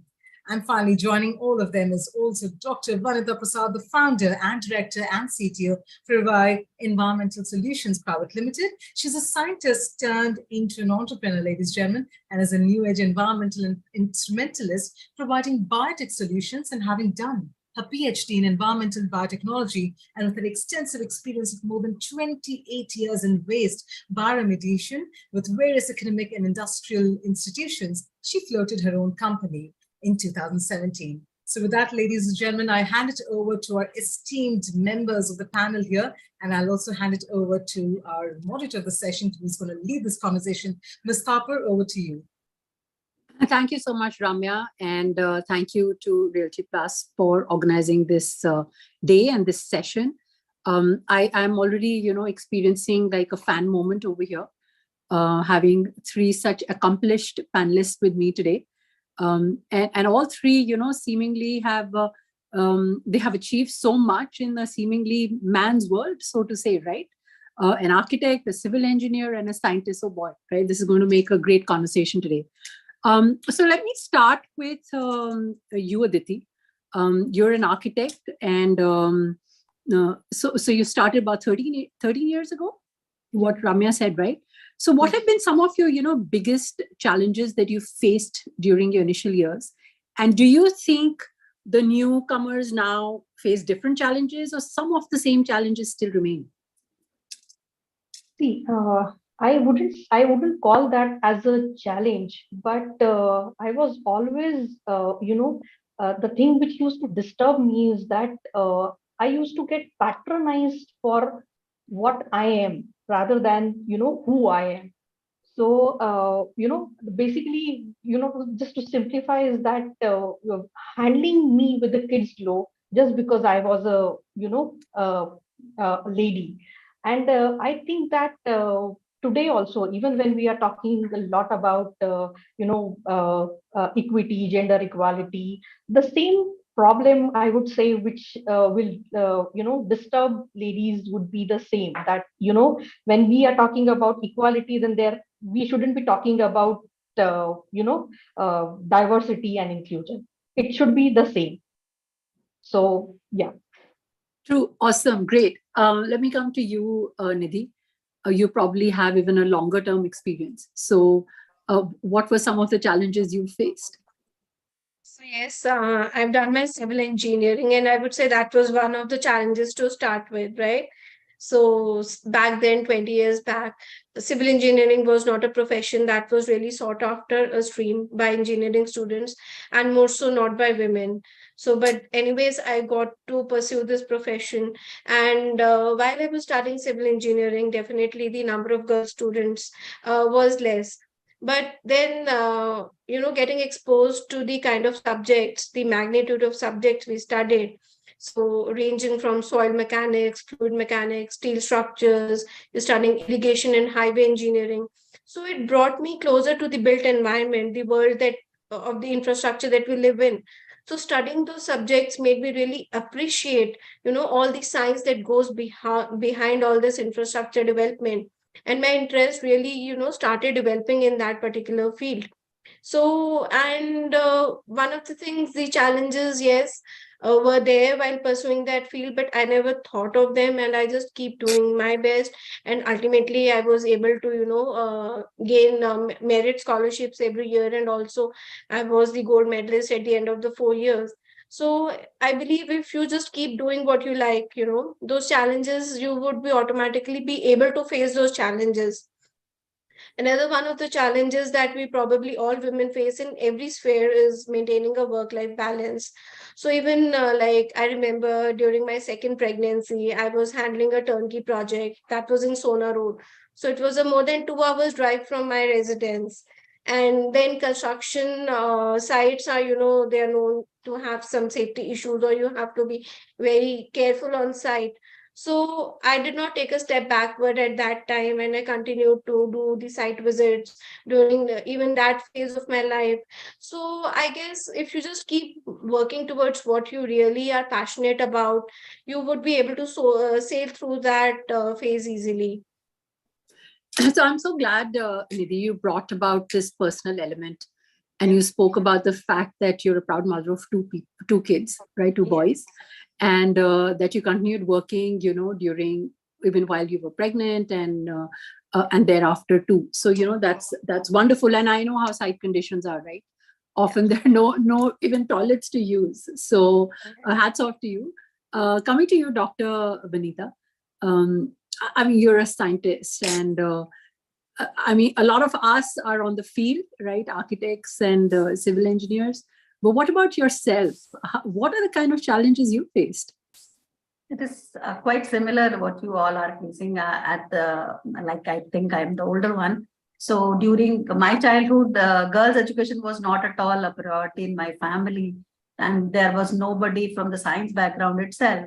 So it was very tough for me. I remember I was a very curious person, and I used to ask a lot of questions. And my papa used to tell me, you have to go to your science teacher and ask those questions, because I was very much fascinated by the human body. So I used to ask a lot of questions on this thing. So my papa says that you have to go to the science teacher.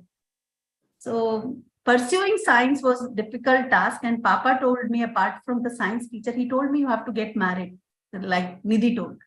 You have to get a merit, you have to get a scholarship. And believe me, from class 5th onward, I have to bring a scholarship just to go to next class. So it was not easy for me to get to PhD with the scholarship throughout, and then finally finishing my PhD. So it was a very, I will say, roller coaster ride at that point of time. Sometime my family takes a lead, no, it's high time, you have to quit the education. And from age 18, you have to be married and all these things. But I have to do my PhD, and means like I was deep into science and I was not really thinking of anything else. So that was a tougher task. And I think at this point of time, girls are finding it much more easier as compared to us. But still, there are fields like Nidhi is telling, civil engineering, I'm working in waste. These are the sectors where being a woman is like still a challenge. You really have to work hard day and out to prove yourself, your talent in this particular thing. But I suppose as Nidhi has mentioned, our passion keeps us going. Unfortunately, I met an accident after completing my work, and I have to resign from my job. I broke my spine. So it was a difficult time for me, and I have to really resign from the job because I could not able to justify as a scientist not standing on a workplace and doing experiments. It was difficult. So at that point of time, my kids, both of my sons, motivated me back for doing this particular thing. And I have never thought of that I will be an entrepreneur. This is all because I could able to create a family which is very supportive, and they have given me all that support to come back, which was very, very difficult at the age of 45. So I could able to do it. Yeah. What an inspiration, Vanita. Aditi, I will come back to you because you spoke about your professional challenges.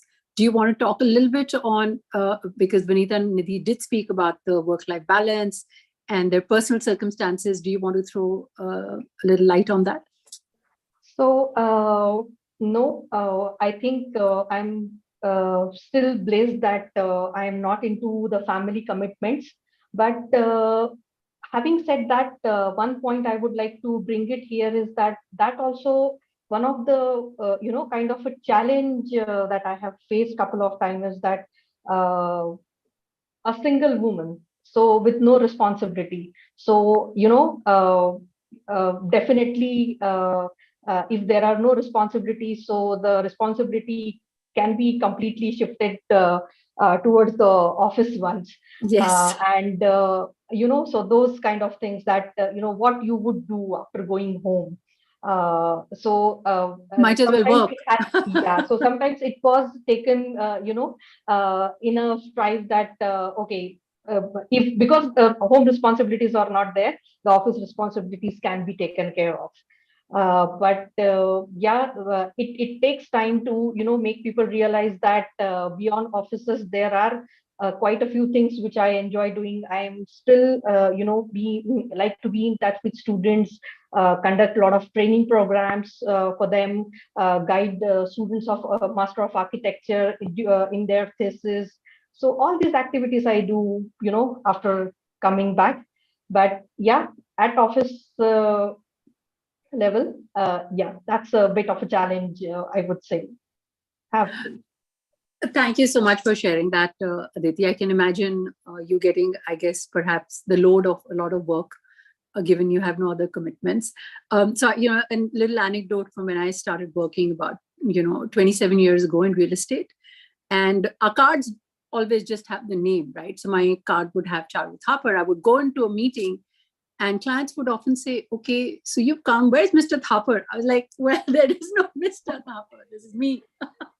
So, I guess classic case of unconscious bias. But, given so much achievement is on the call today, I would like to hear from you on what you think has been your landmark professional achievement, right? Which really makes you proud that you persisted, you continued to, work. So why don't we start with you, Vanita? So, I will like to share that my most the best achievement which I could have able to is my customers and users are appreciating the technology which I have developed as an entrepreneur, which I think is the main I will say the credential which I could able to get, because studying from science from the day one and getting into something which is appreciated by the people for whom you are developing. So sanitation was an issue, and I have to work. I started working during my PhD on that, although I was very much fascinated with the human body. But as a biotechnologist, I found that sanitation was a bigger issue, and every human body is getting affected because of that.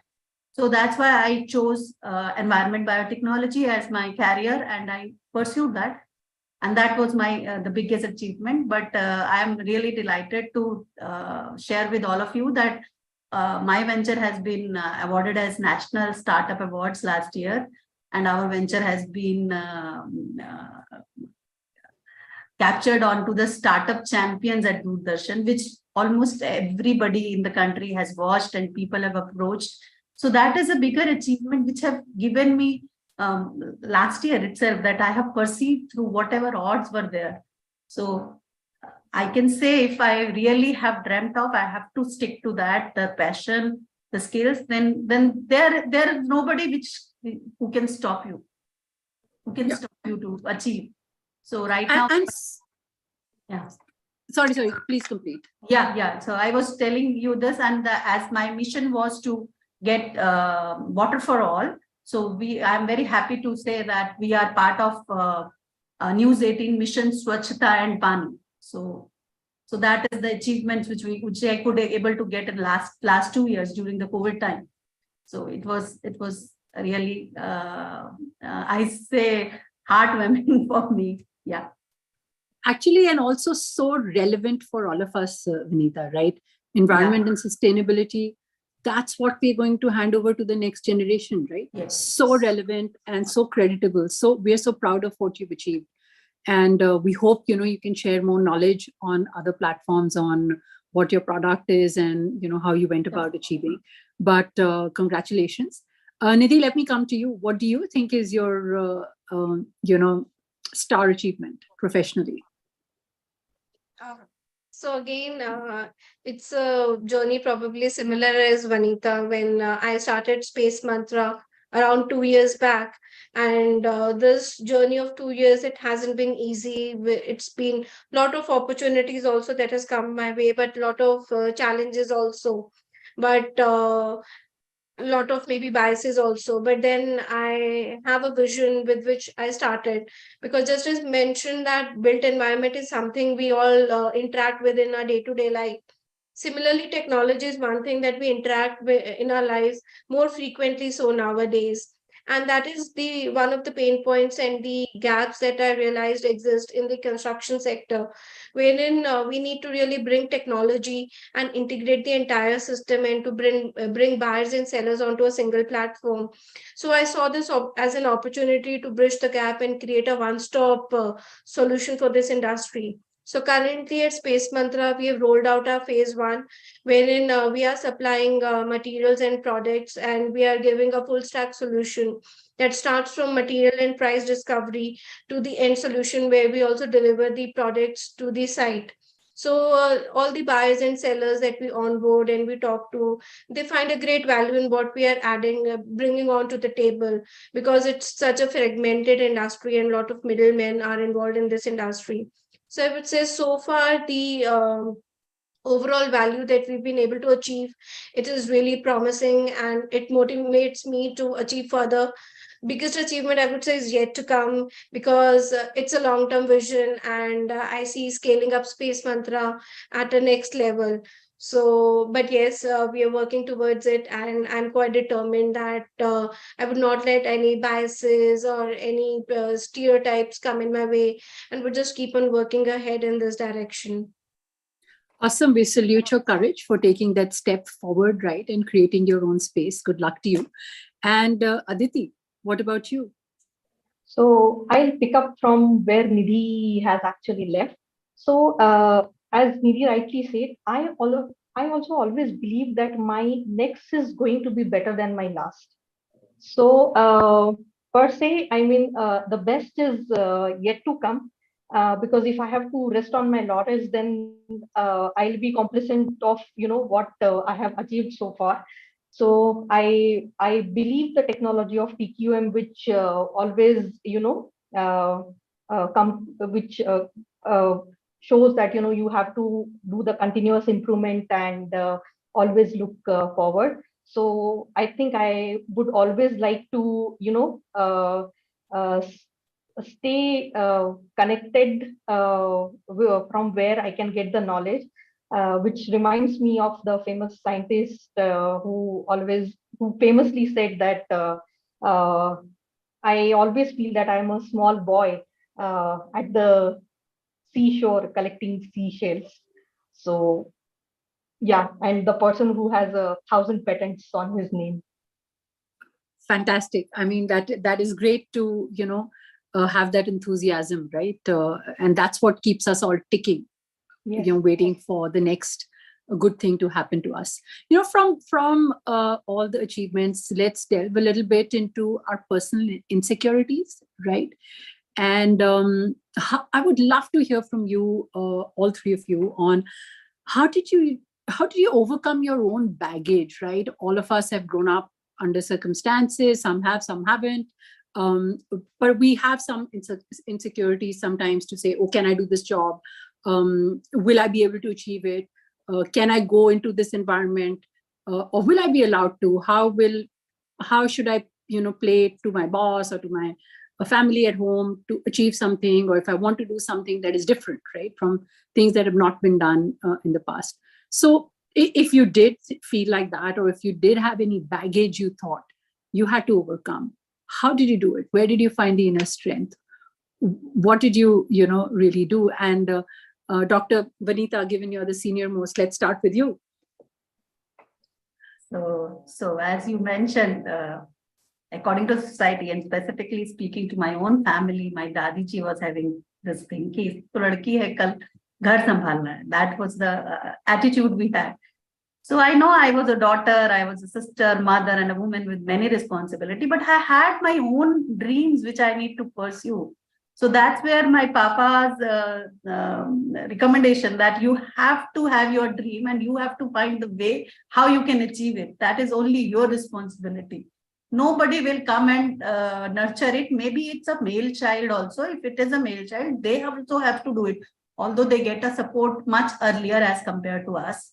That is a different issue, but everybody has to carve their own way. So that has given me a sense that I am a human also. Apart from a gender, I am a human which has their own sets of, I will say, the difficulties which needs to be faced. And everybody has their own priorities. It has to be faced. So that was in childhood which has been inculcated to me. And I have carved my success my own way. I found out what is the best thing I can do. I failed. As you know, I was a person who wanted to be a doctor to know human body, but I could not get into medical entrance because my daddy wanted me to study only in Delhi. And you know, the Delhi college, I got 428 rank and I was not into the college. Then what? At that point of time, I felt that I failed miserably.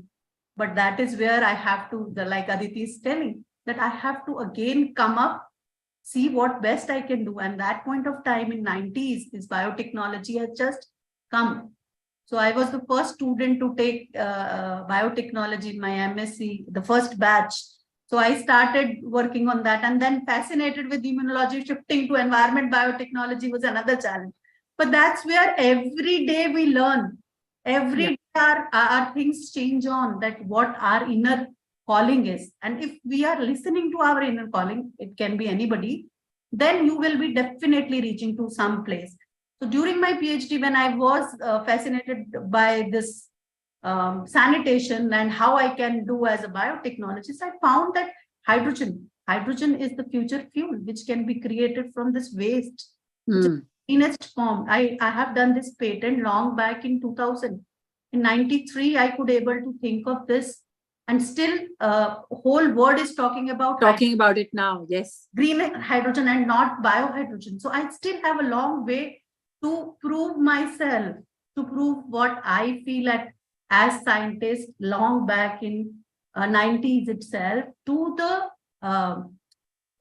society, that okay, this can be done this way, which will be the much cleaner way for the society to work on.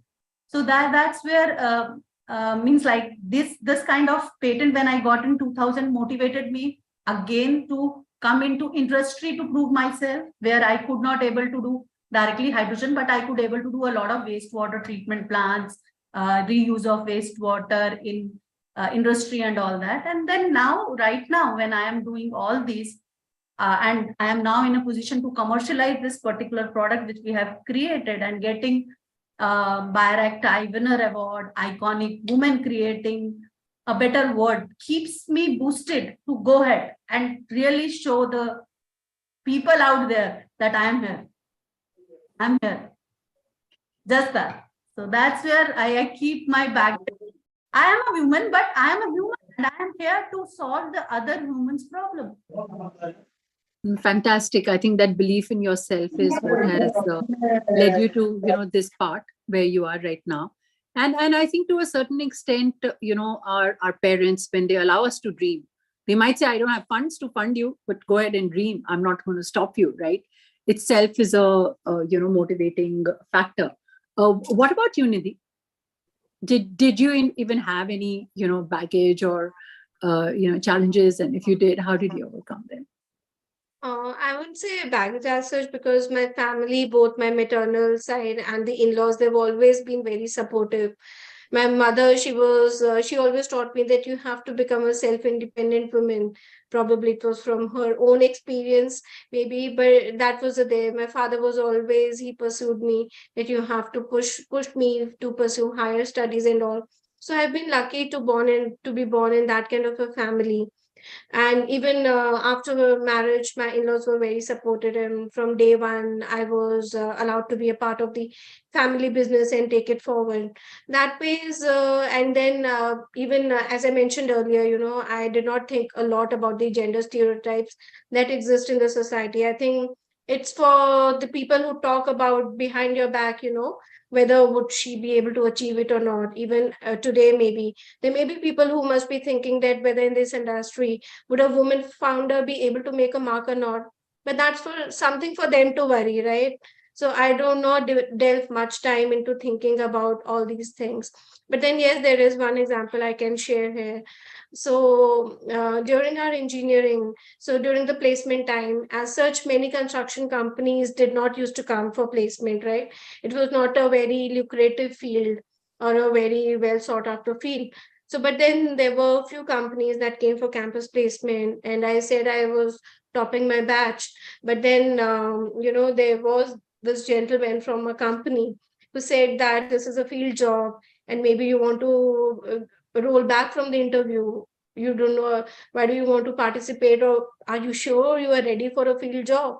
So I faced that being a topper also of my batch. I faced this thing during the placements also. So, but then it's okay. These things would happen, and you cannot, like as Vanita said, there have been so many problems that we women face, but we cannot let ourselves stop because of those problems.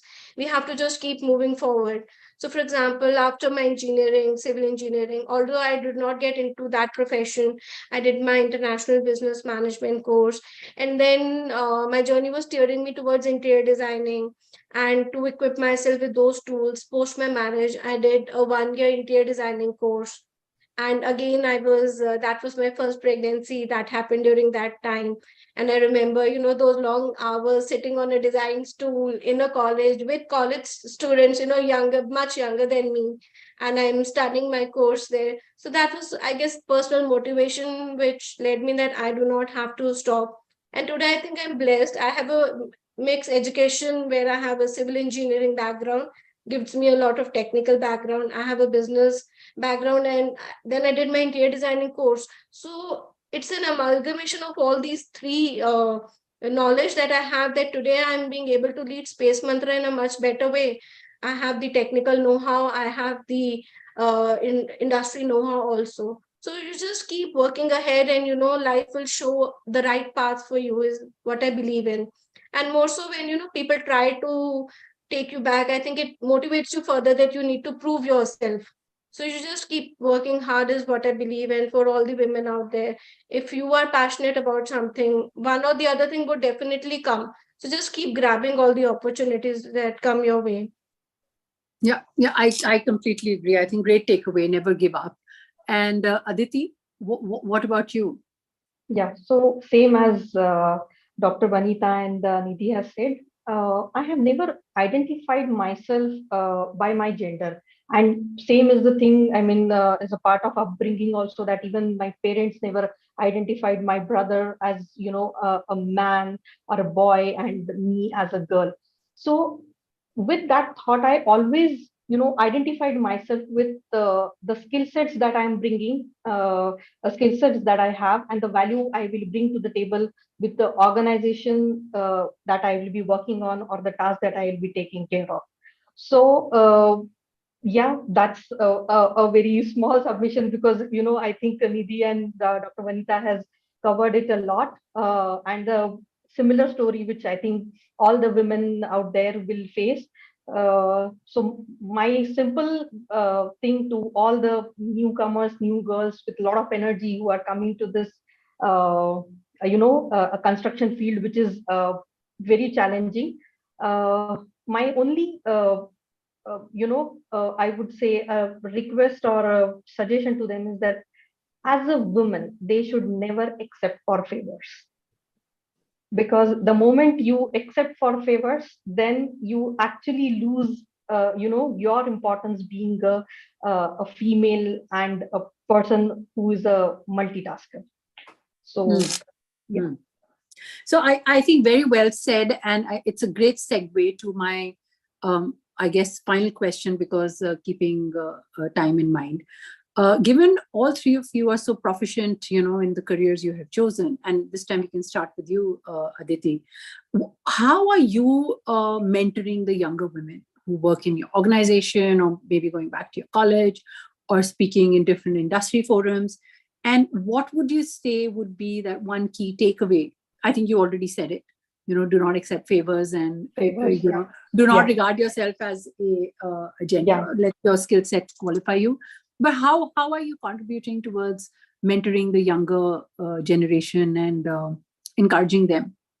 Yeah. So I think I am not as senior as Dr. Vanita and Nidhi. I am also, I have a lot to take from them. But the younger generation which is coming to me, I feel that they have a very less of a patience with them.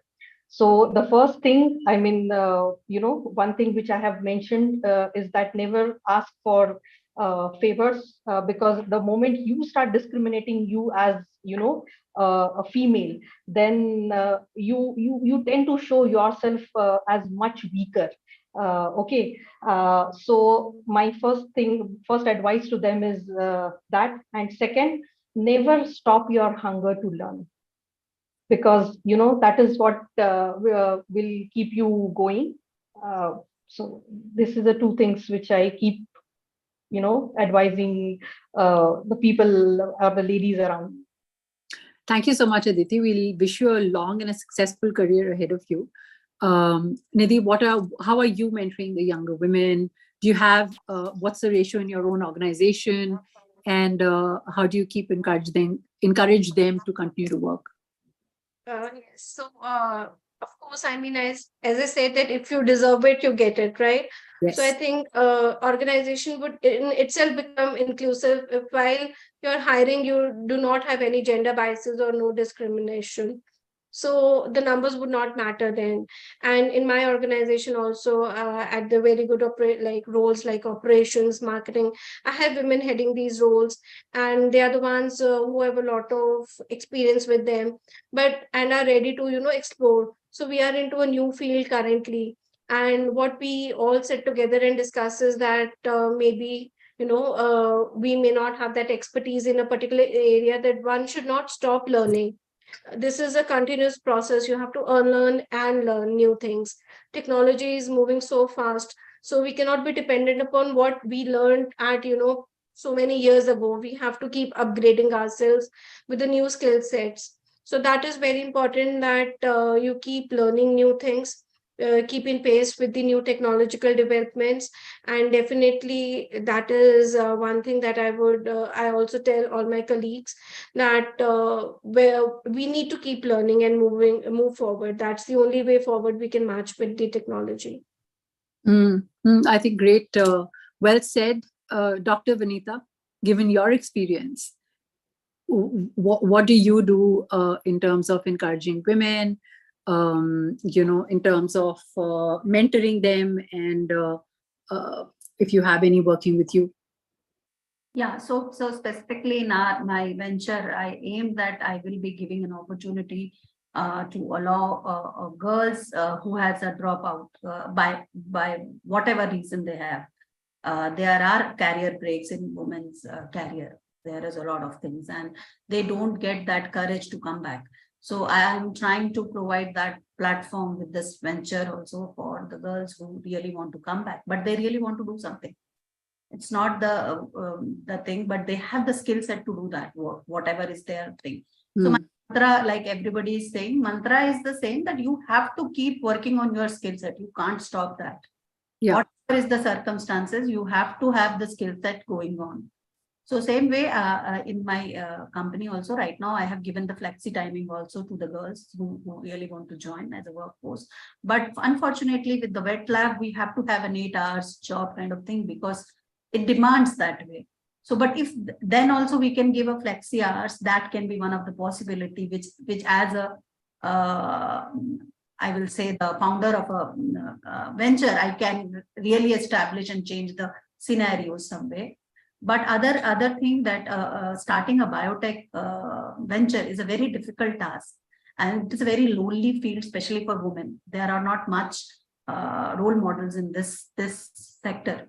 So I am doing mentoring for these women with the climate tech initiatives, or even with the BioAct. So I mentor those people. I take those sessions. I talk to them. Whatever knowledge I have, I try to help them. Apart from them, they are. I'm every time available to just talk, because we sometimes need that ear to ear. Yes.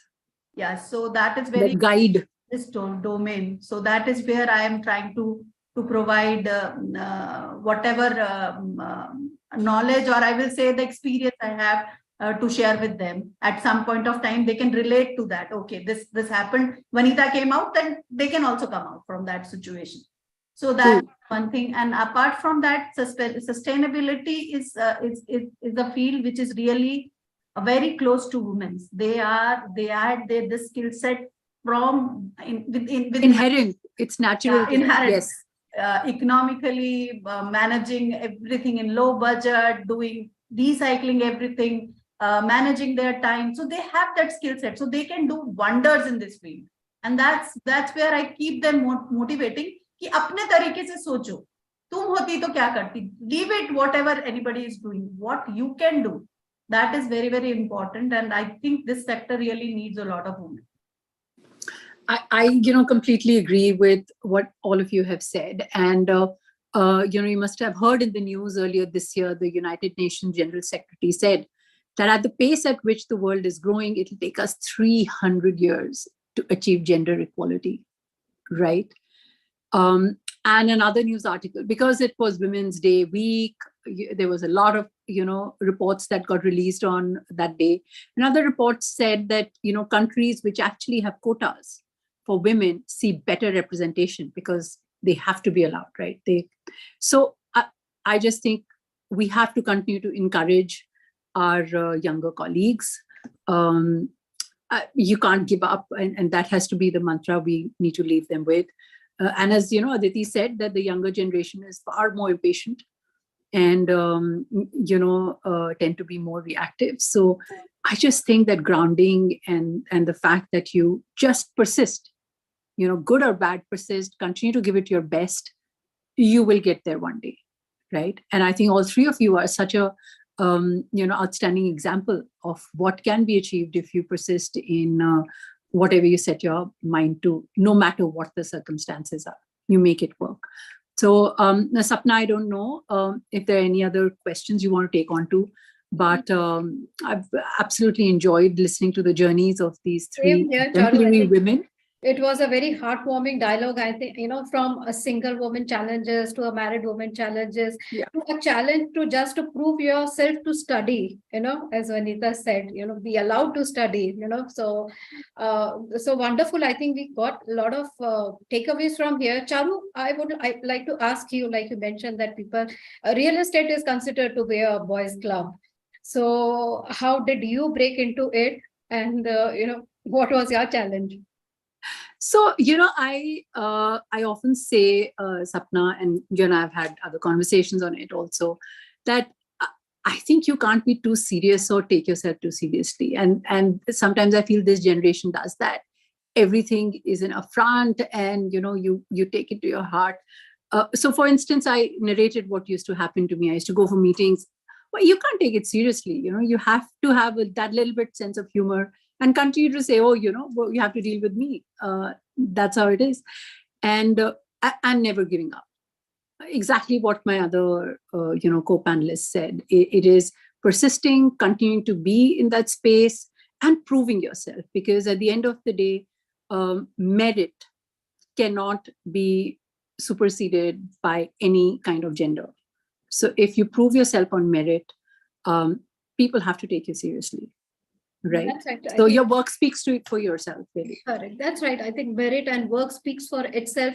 I think the only probably the sad part is that women have to prove little more than their male counterpart. So that is something that would need change of mindsets from all perspective. Like you mentioned that you take it lightheartedly if someone is expecting a guy to be talking serious business. So these are mindsets that are changing. We have come a long way. Just looking at the panel of ladies here, we have definitely come a long way. Lot more to be done, but definitely we are in the right direction. So thank you for this wonderful, exciting closing of the summit. Thanks to all you fantastic ladies. Keep doing what you're doing and keep being what you are. Thank you so much. Ramya, let me hand it over to you now. Thank you. Thank you, Sapna. Thank you for having me. Thank you, everyone. Thank you. Thank you, Bye-bye. everyone. Bye. Thank you. Thank you so much to all our wonderful leaders who have joined us. And I think all of us could resonate with what they were sharing. And I think it was truly power-packed, truly emotional, but more importantly, very humbling as well. So thank you so much, ladies, once again. I would also like to take this opportunity to thank all our speakers for their time and expertise, for having shared with us today. In fact, it's a beautiful segue to moving into the much-awaited segment, which is that of the felicitation. So it's now time, ladies and gentlemen, where we move into felicitating our Women of Vision awardees. Now, this event is being live streamed on the Realty Plus website, www.rprealtyplus.com, the Realty Plus LinkedIn page, and Realty Plus Facebook page at RP Realty Plus. Do remember to tag us, and in fact, our social media handles are at RP Realty Plus on Facebook, at RP Realty Plus on Twitter, and RP_Realty on Instagram. So don't forget to keep sharing your inspiring moments from today's event using the hashtag LUBRIZOL WOV 2023. So we'd love to see you all share your favorite moments from today's summit and felicitation, and please tag us at FlowGuard Plus on Facebook and Instagram, and LUBRIZOL CPVC on LinkedIn. All right, ladies and gentlemen, with that, let's move forward. But even before the felicitation begins, it's now time for a welcome address where we have with us the Senior Vice President, the Chief Technology Officer for the LUBRIZOL Corporation. She, in fact, comes with a plethora of experience, and in her role, she's responsible for leading the continuous innovation that keeps LUBRIZOL and its customers at the leading edge of the industries that they serve, helping the world to move to cleaner, create smarter, and live better every single day. Now, she joined LUBRIZOL in 1995 as a research chemist at the company's UK facility, and here she is joining us this evening for the welcome address. Ladies and gentlemen, I welcome on screen Ms. Julie Edgar.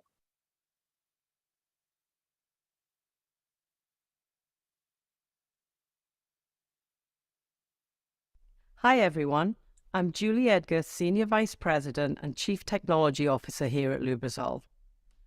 During the month of March, we honour International Women's Day and Women's History Month, where the social, economic, cultural, political, and scientific achievements of women are celebrated. At LUBRIZOL, this is something we aim to do every day, but especially today. This year's theme for International Women's Day is Embrace Equity. Equity means being fair and impartial, which is a critical part of creating a more inclusive working environment for us all.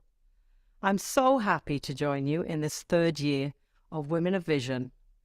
In 2023, this has been organised by the Temprite team at LUBRIZOL in association with Realty Plus, our media partner.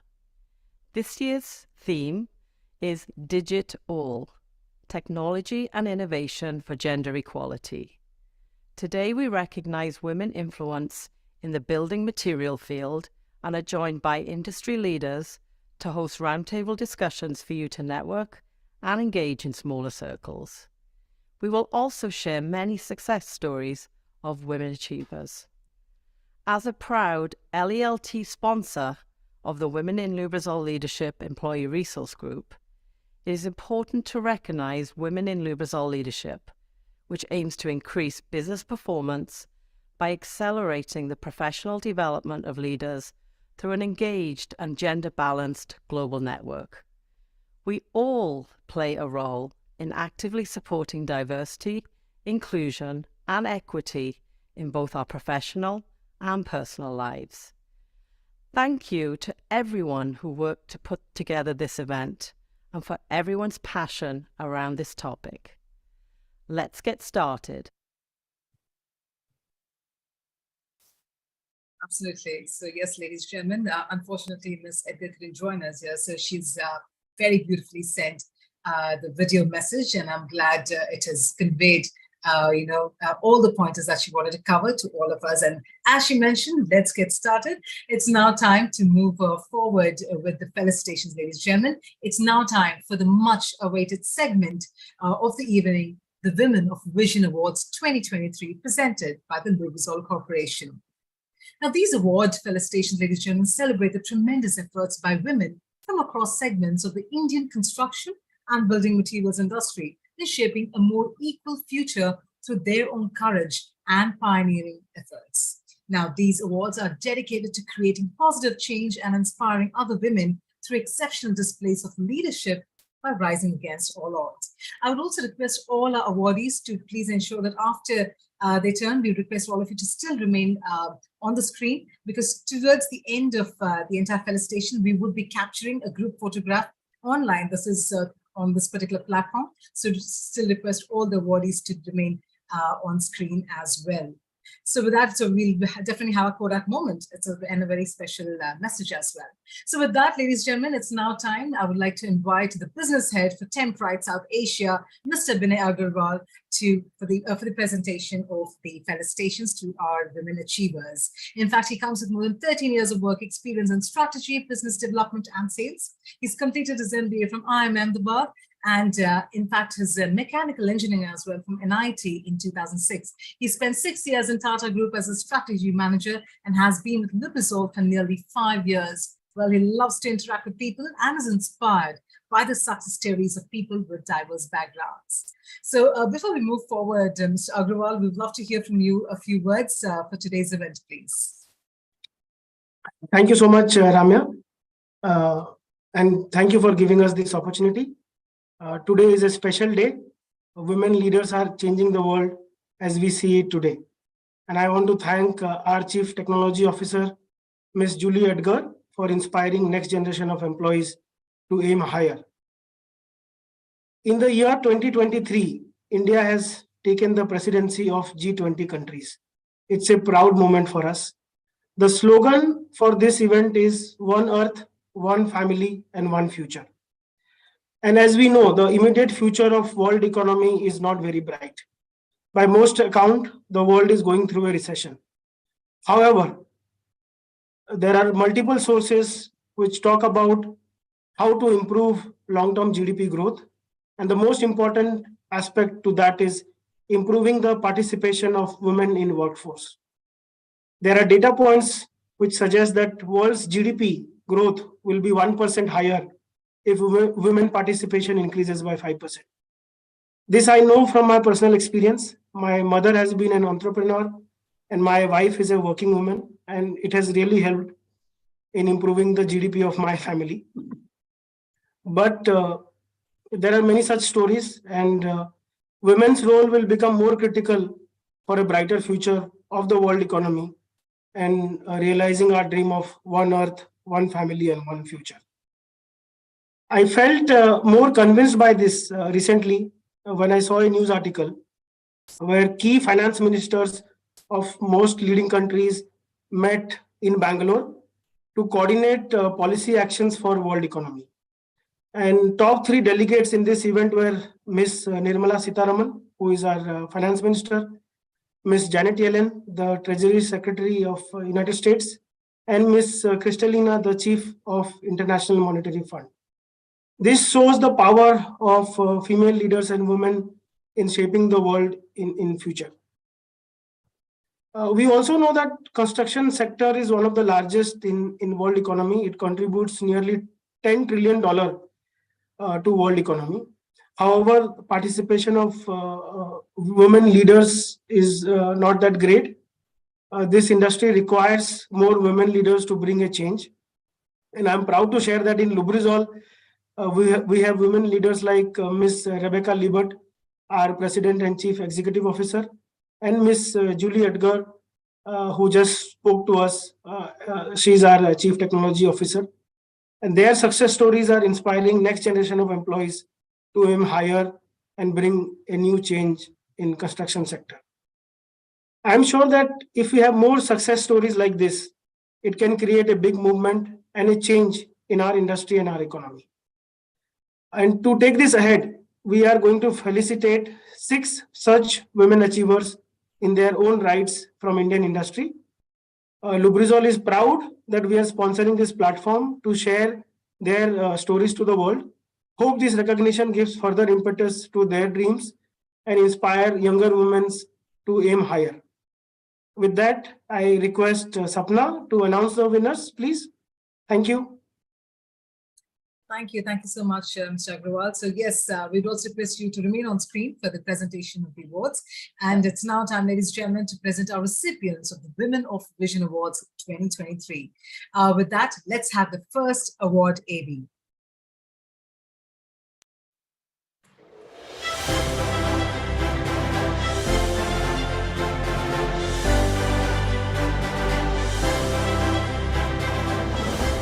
And now, ladies and gentlemen, we present to you the winners of Lubrizol Presents Women of Vision Awards organized by Realty Plus Masterclass. These awards are to celebrate women's achievements in the building material industry for their contributions. Come together in celebrating the women of achievement with a powerful vision of transforming the building material sector with innovation and technological change. Connect, celebrate, commemorate the success of women in the building material industry. Our first awardee is the first Indian woman qualified as licentiate faculty from the British Occupational Hygiene Society, United Kingdom. She has more than 14 years of experience and is on the board of reputed industry forums including the Green Triangle Society and the EHS Task Force of the Confederation of Indian Industries. And the award goes to Geetali Thakur, EHS Regional Director, APAC TNW, Global EHS Givaudan.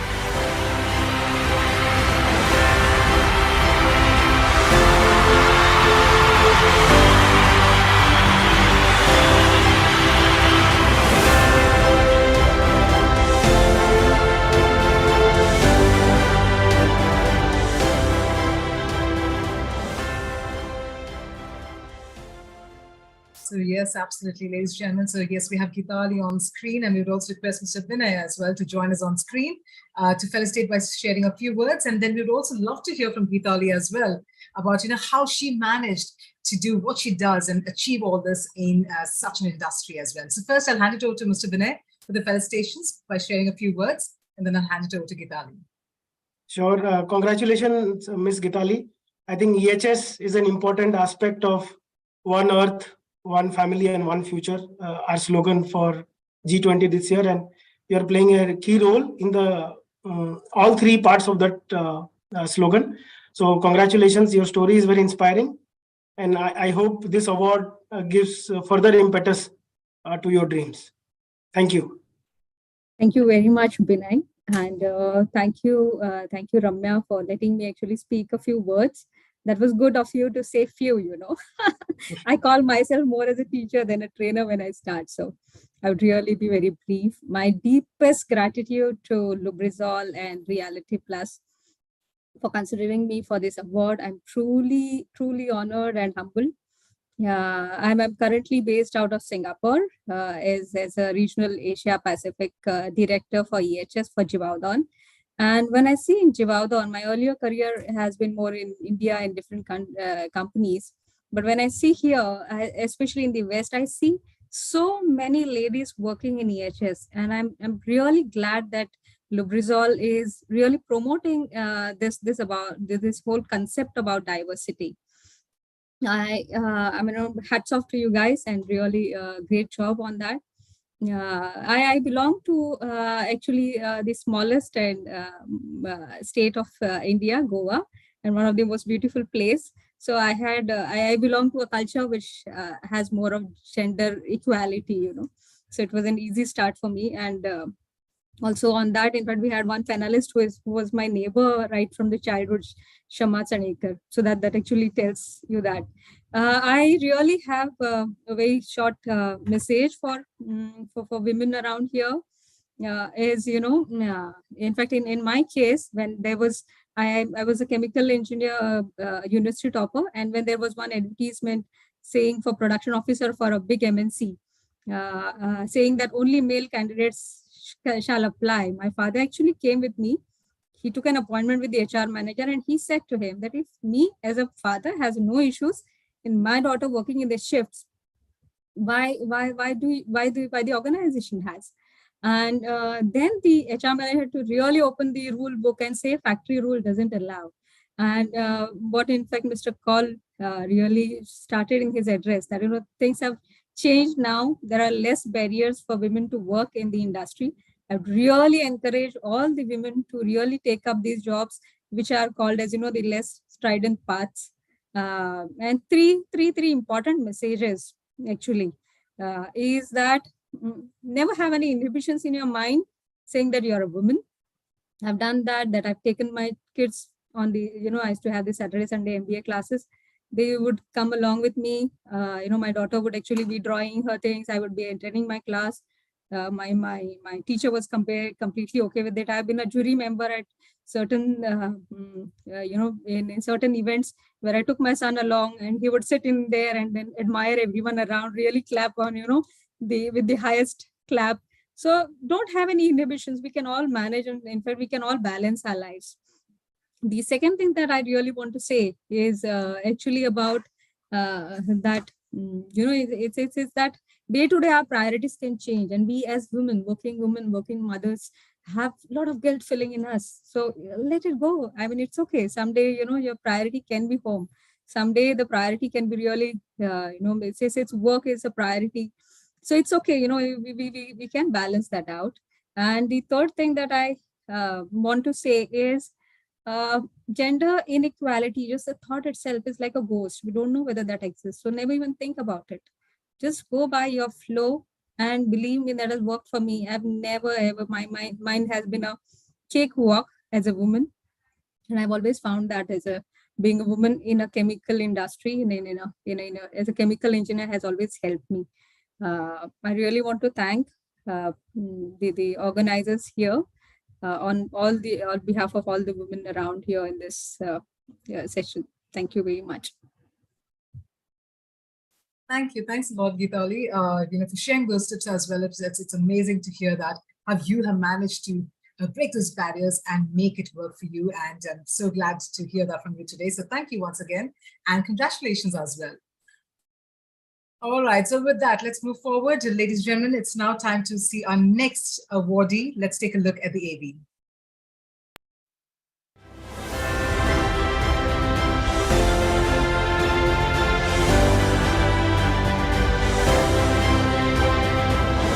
Our next award goes to the woman with over 16 years of global experience in a diverse set of roles within the domain of sustainable urban planning.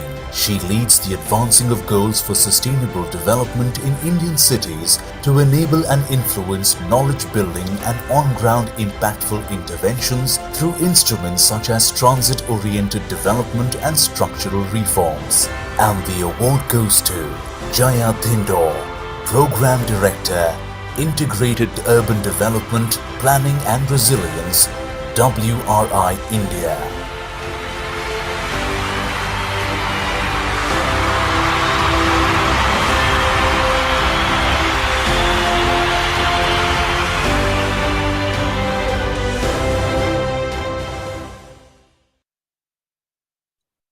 All right, so we have a recorded message from Jaya, and we would like to play that at this point in time. Let's have a look at that message from Jaya.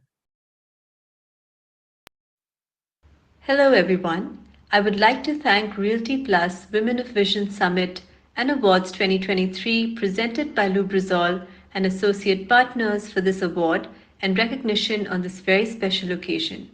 It is an honor, and I accept this award on behalf of all women, changemakers in the development and construction sector and in the real estate industry. This award is a symbol of all our accomplishments, and I look forward to continuing the work of building clean, green, resilient, and equitable cities for all with you all. Thank you once again. And congratulations to Ms. Jaya as well. With that, ladies and gentlemen, let's proceed with the next awardee. Let's take a look at the AV.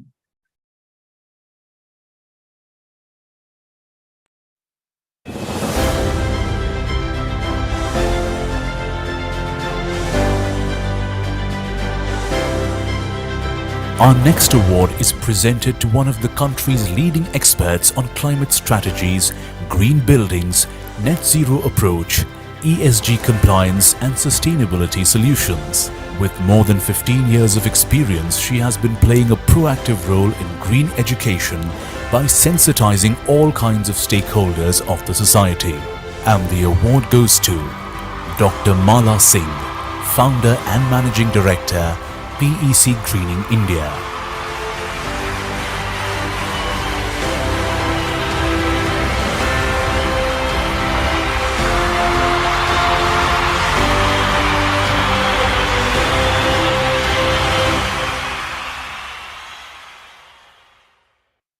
So yes, we would love to have Dr. Mala join us on screen, and there she is. And Mr. Binay as well, would you want to share a few words by felicitating Dr. Mala for this award? Thank you, Ramya, and congratulations, Doctor. As we know, I think building industry is the biggest emitter of carbon emissions, and the role that you are playing is very important for us to make our cities and our country greener. Thank you, ma'am, and I hope this award gives you more impetus to continue the work that you are doing. Thank you so much. Yes. Thank you so much, Reality Plus and LUBRIZOL and other associate partners of this prestigious program. I'm very, very privileged to be here and having this award from you guys. And let me tell you, the climate is such a big agenda, you know, in this current, I would say in this current challenge, climate change and global warming and resource depletion, which is happening all around. And we know the consequences and pros and cons, everything. I think women can play a very, very vital role here. And there is I would say there is a lot of gap, you know, where we need to fill that gap, where women like me can contribute. And I'm very happy that in the green building industry, in my journey, when I started 15 years ago, it was only one building with I started. And today, you know, I have been able to do it more than 50 million square feet, you know, across the country, which we are developing new and transforming into green and sustainable and net zero as well. And also transforming existing built environment into green and more resource efficient. As all of you know that 40 to 50% energy consumption across the world that is being consumed in the building sector. So there is a huge opportunity to groom, to boost green products, green technologies, and the green jobs in the climate sector. And I feel very proud that I'm serving in this field. And I would like to invite and inspire more women entrepreneurs and coming in this particular area, you know, where they can also serve in the climate change sector. Because climate is the next, you know, I would say the way of life. And we have to imbibe this environment all around, you know, to inspire people to adopt eco-friendly lifestyle, eco-friendly buildings, and the green and sustainable built environment for a resilient tomorrow and better tomorrow. So this is what I just would like to give my message, because we have only one Mother Earth. There is no planet B. So now there is a responsibility which is really utmost need of the hour. So let's all come together, and thank you very much again, Reality Plus and also LUBRIZOL, for giving me this such a great award and honor. And I'm considering it as my great memory in my life, and it will inspire me more for doing, you know, more bit for the environment and climate change. Thank you very much. Thank you. Thank you so much, Dr. Mala. And I think please continue inspiring the world around you and especially the young women who are taking that inspiration from you. Thank you so much. Yes, and congratulations as well. Thank you so much. All right. And so with that, let's move forward, ladies and gentlemen, to take a look at who our next awardee is. It's time for the AV.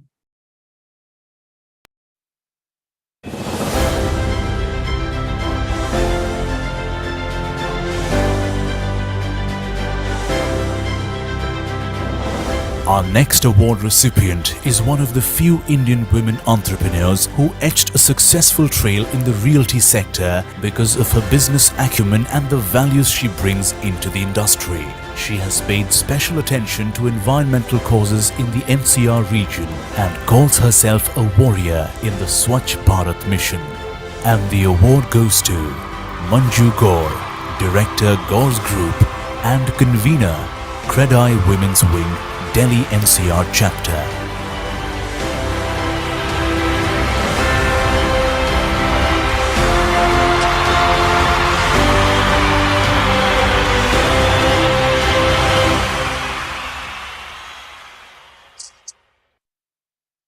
Right, so congratulations to Ms. Manju, and we will definitely love to hear from you as to how did you go about getting this idea to create this organization and how you went about doing it. But before which I would also request Mr. Binay to felicitate Ms. Manju by sharing a few words. Thank you, and this is such an honor. I have known her for many years. She's a pioneer in the work she has done for Gaur Group and also with Credai. I mean, it's an honor for us to felicitate her, and thank you, ma'am, for your contribution, and hopefully you will continue to do that for our country. Thank you so much. Hello, everyone. And thank you, Reality Plus, to considering me. And what should I say? Swachh Bharat, Modi ji का भी एक सपना है कि स्वच्छ और सुंदर भारत हो. And I think मैं उसमें एक योद्धा हूँ मोदी जी की तरह. जैसे उन्होंने बोला है कि देश सुंदर और स्वच्छ बने. हमारे जितनी भी क्या कहते हैं अपनी टाउनशिप्स हैं या हमारी सोसाइटीज हैं, उसमें हम ये कोशिश कर रहे हैं कि वो जीरो गार्बेज बने और इसके ऊपर हमने बहुत हाई लेवल तक काम किया है. आप यकीन मानेंगे तो we have the very huge townships, जैसे 250 acres, another township in the Yamuna city, 250 acres again, but the garbage and there is no, हमने कोई गवर्नमेंट की लैंड नहीं ली है जिसके ऊपर हम काम करते हैं. We are doing very selflessly, we are doing all this work, and हमने एक स्वच्छ और सुंदर सोसाइटी एंड टाउनशिप्स बनाए हैं.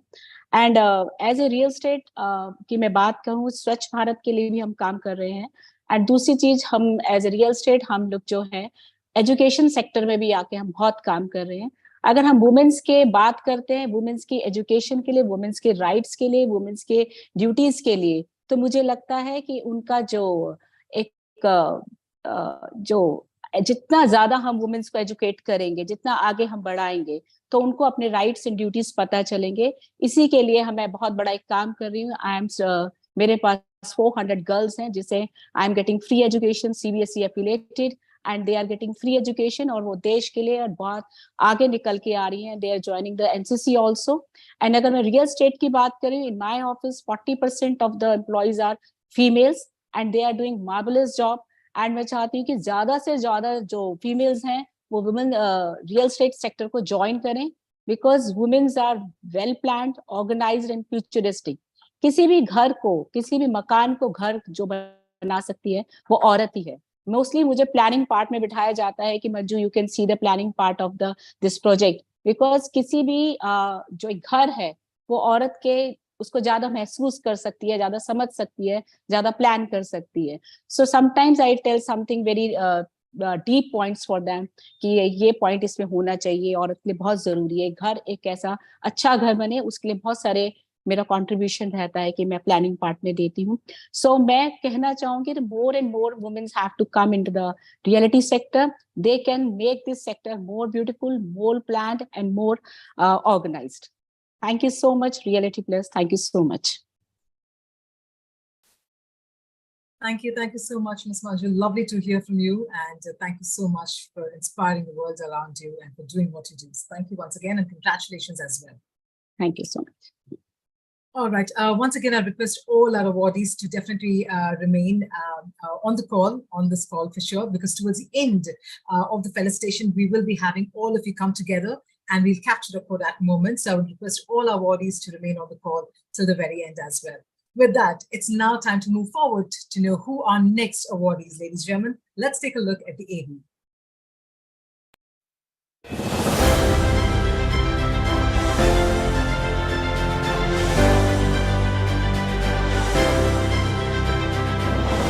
The next award is presented to Odisha's only female plumbing trainer who has trained 1,000 plus people. A qualified civil engineer, she travels across various village blocks in the state, training recruits under the Deen Dayal Upadhyay Gramin Kaushalya Yojana, which aims to employ rural youth. And the award goes to Satabdi Sahu, Bhubaneswar, Odisha, plumbing trainer.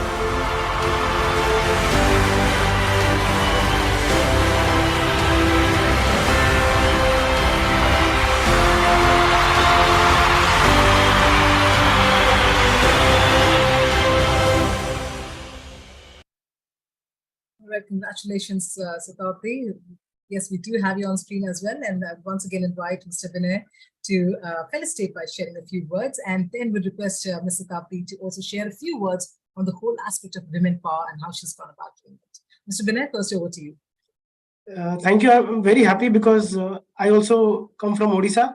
So someone from my state is being felicitated today. And it's a very difficult job, but I really congratulate her for taking up this area of skill development. And she's not only working for herself, but, training people who can then, earn more. So she's really making a big change in the society. So thank you, Ms. Sahu, and we'll continue to support you wherever you need. Thank you so much. Yes, Ms. Sahu, I think your mic is on mute. Thank you, sir. Jai Jagannath. Good afternoon, ladies and gentlemen. I am overwhelmed by the recognition bestowed on me for the Women of Vision Award. Facilitation confirmed on me as a plumber trainer. I have completed education from civil engineering background and also TOT from water management and plumbing skills council. And also I am the part of WPSC still 6 years. Thanks to my mentor, WMPSC and ASMAS to select me as a plumber trainer.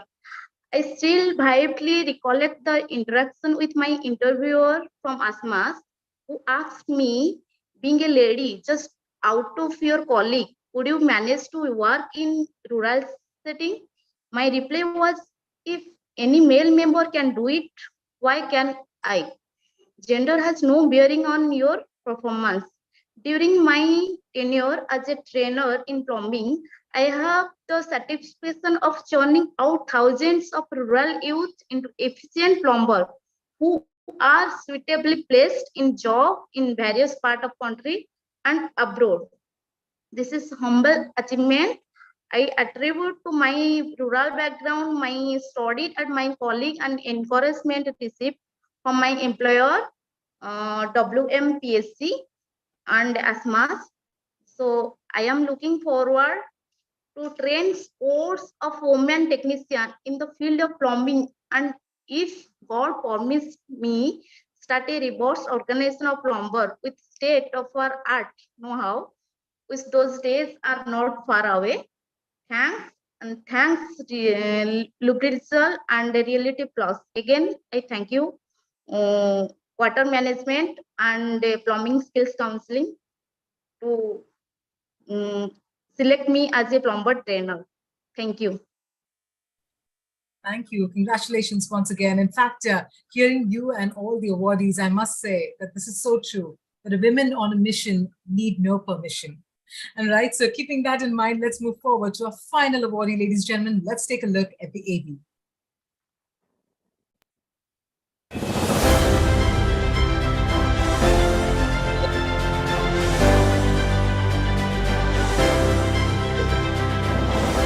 We now move on to our next awardee who is keen to build a better world, connecting knowledge across networks of experts. She has more than 28 years experience in design, project management and construction, and has been instrumental in MEP design services, peer review and value engineering services of all types of developments. And the award goes to Vijay Lakshmi K. Rao, Founder and Director, MEPCON Engineering Services.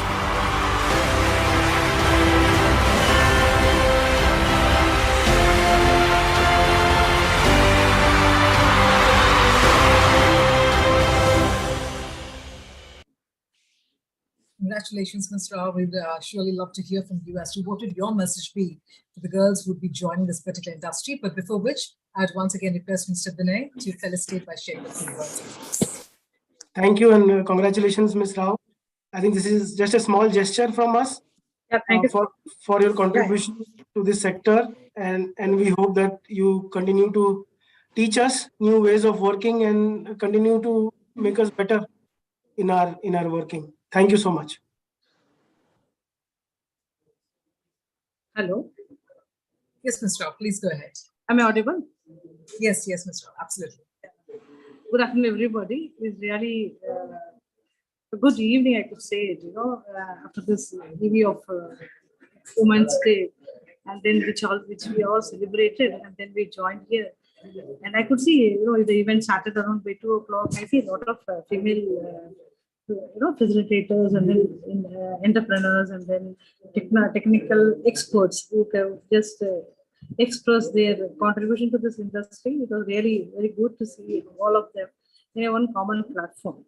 So this is actually, we will not be come to know each other unless this type of forums are taking place, which will have a connect to all of us. So in this occasion, I just try to say thanks to all the Reality Plus the other associates who all partner to this forum. Thank you so much. And on the all, I'd like to say thanks to select me as one of the winner and then facilitate me with this award. I really thanks and accepting this award.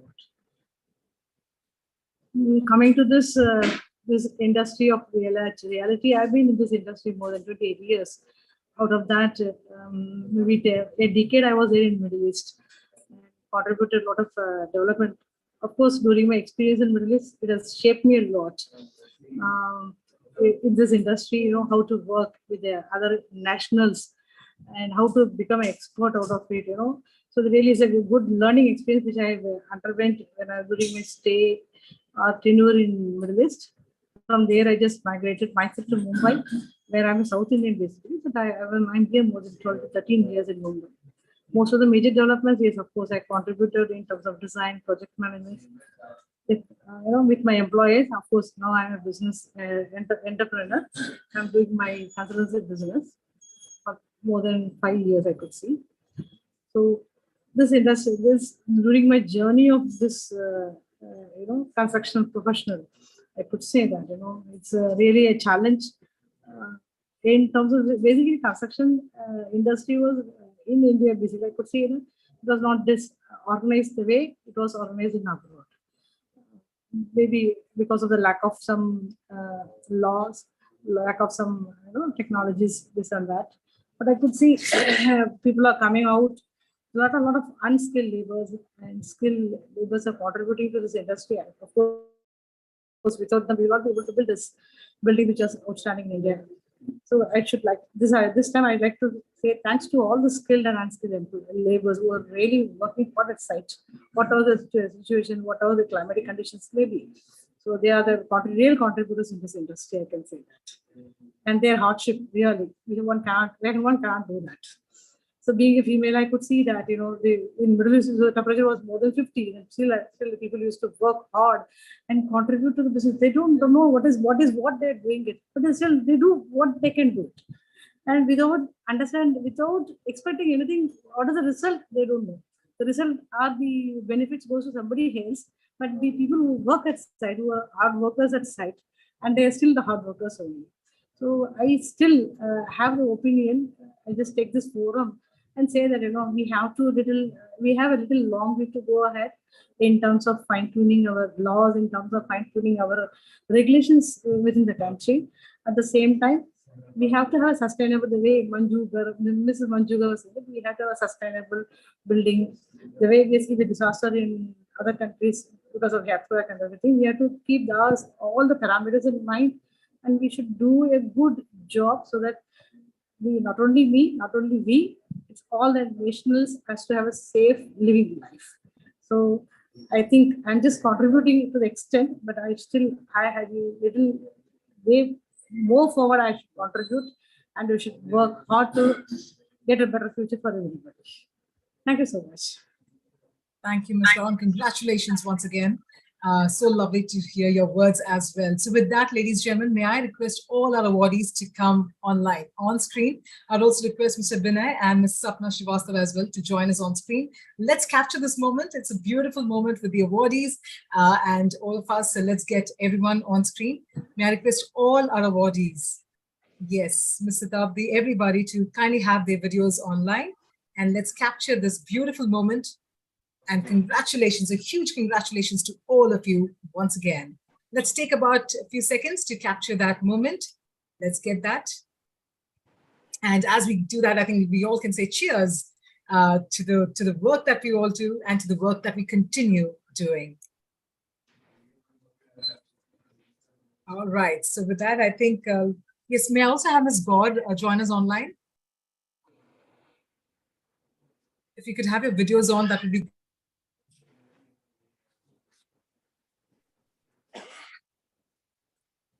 Yes, Mr. Tabdi, we can see you now. Ms. Gaur, as well as everyone, all the awardees. We'd love to see you all online. And let's quickly capture that moment in the next few seconds, and then we shall proceed forward with the agenda.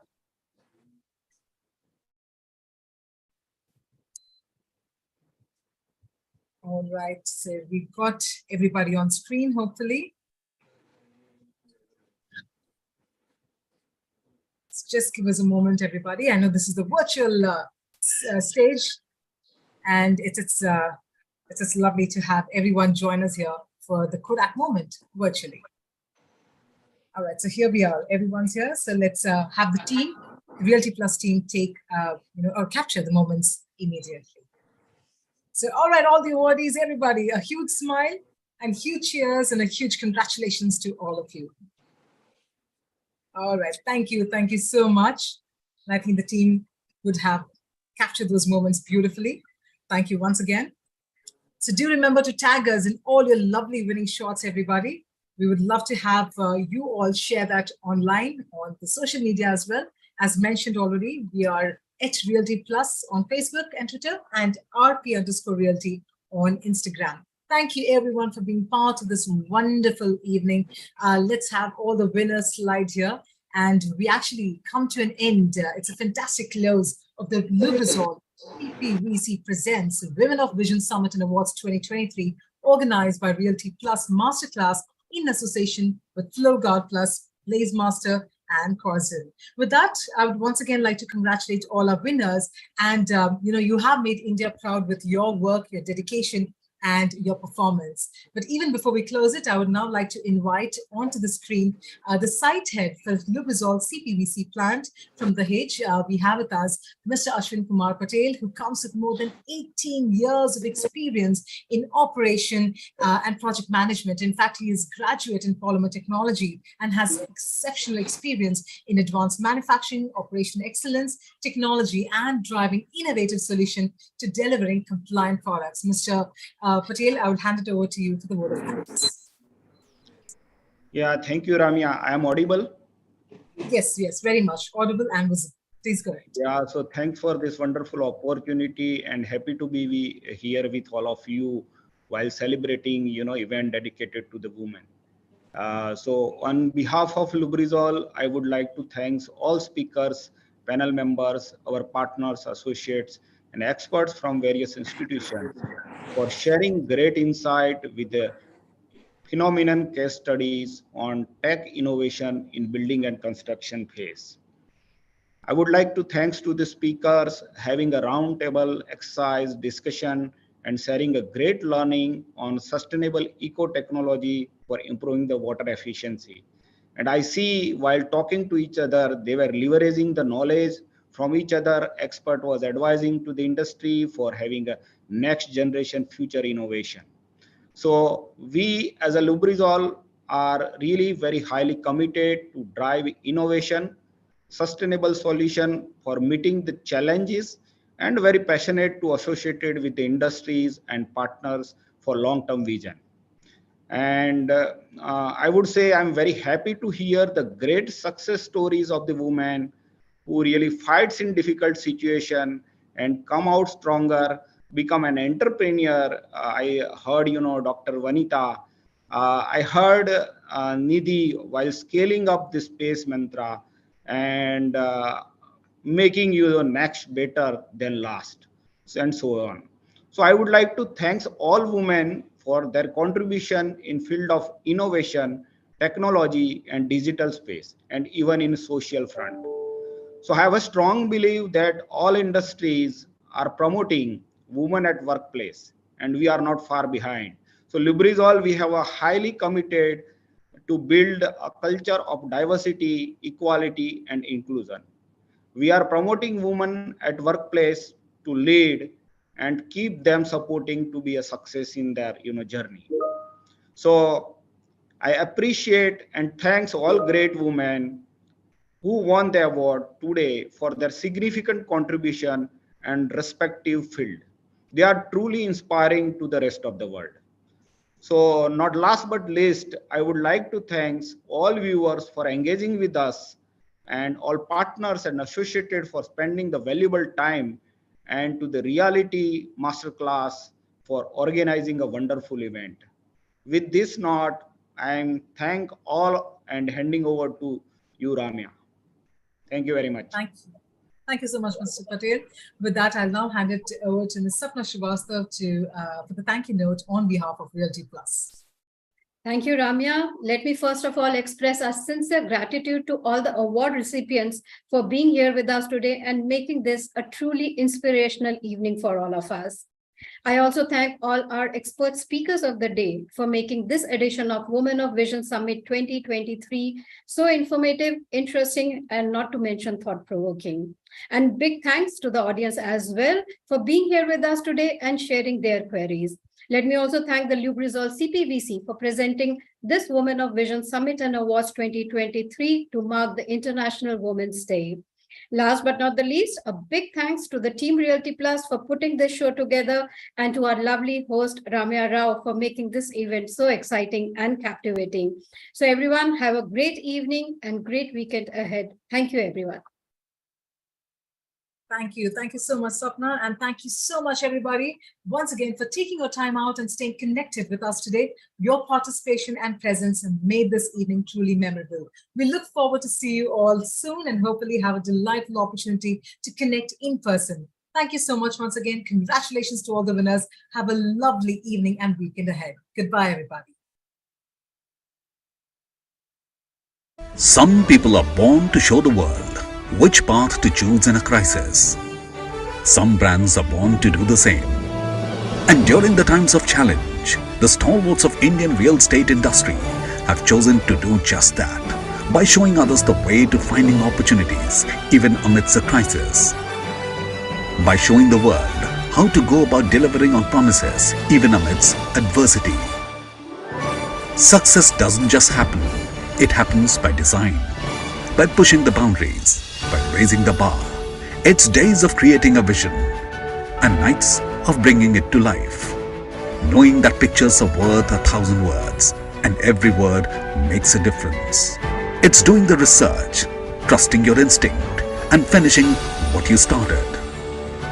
For the past 19 years, Realty Plus has been turning obstacles into opportunities, keeping the industry informed on the latest developments.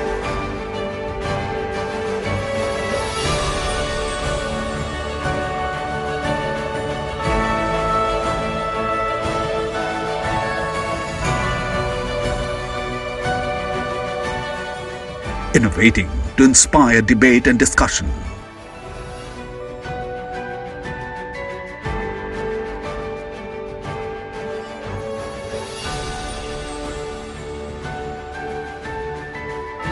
Bringing forth the perspectives of industry leaders.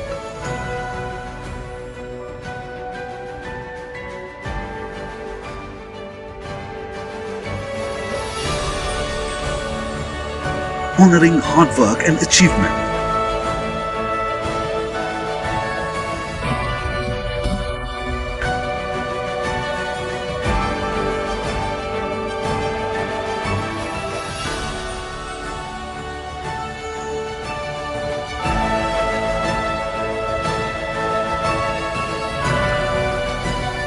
Keeping the industry connected.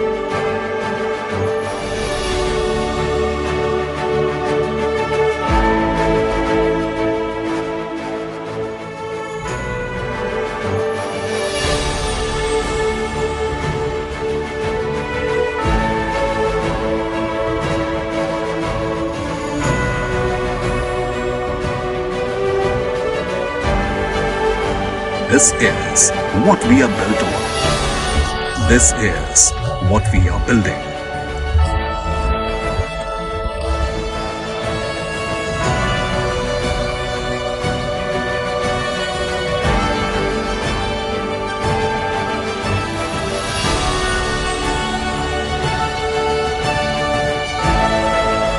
We are Realty Plus, and we lead the way.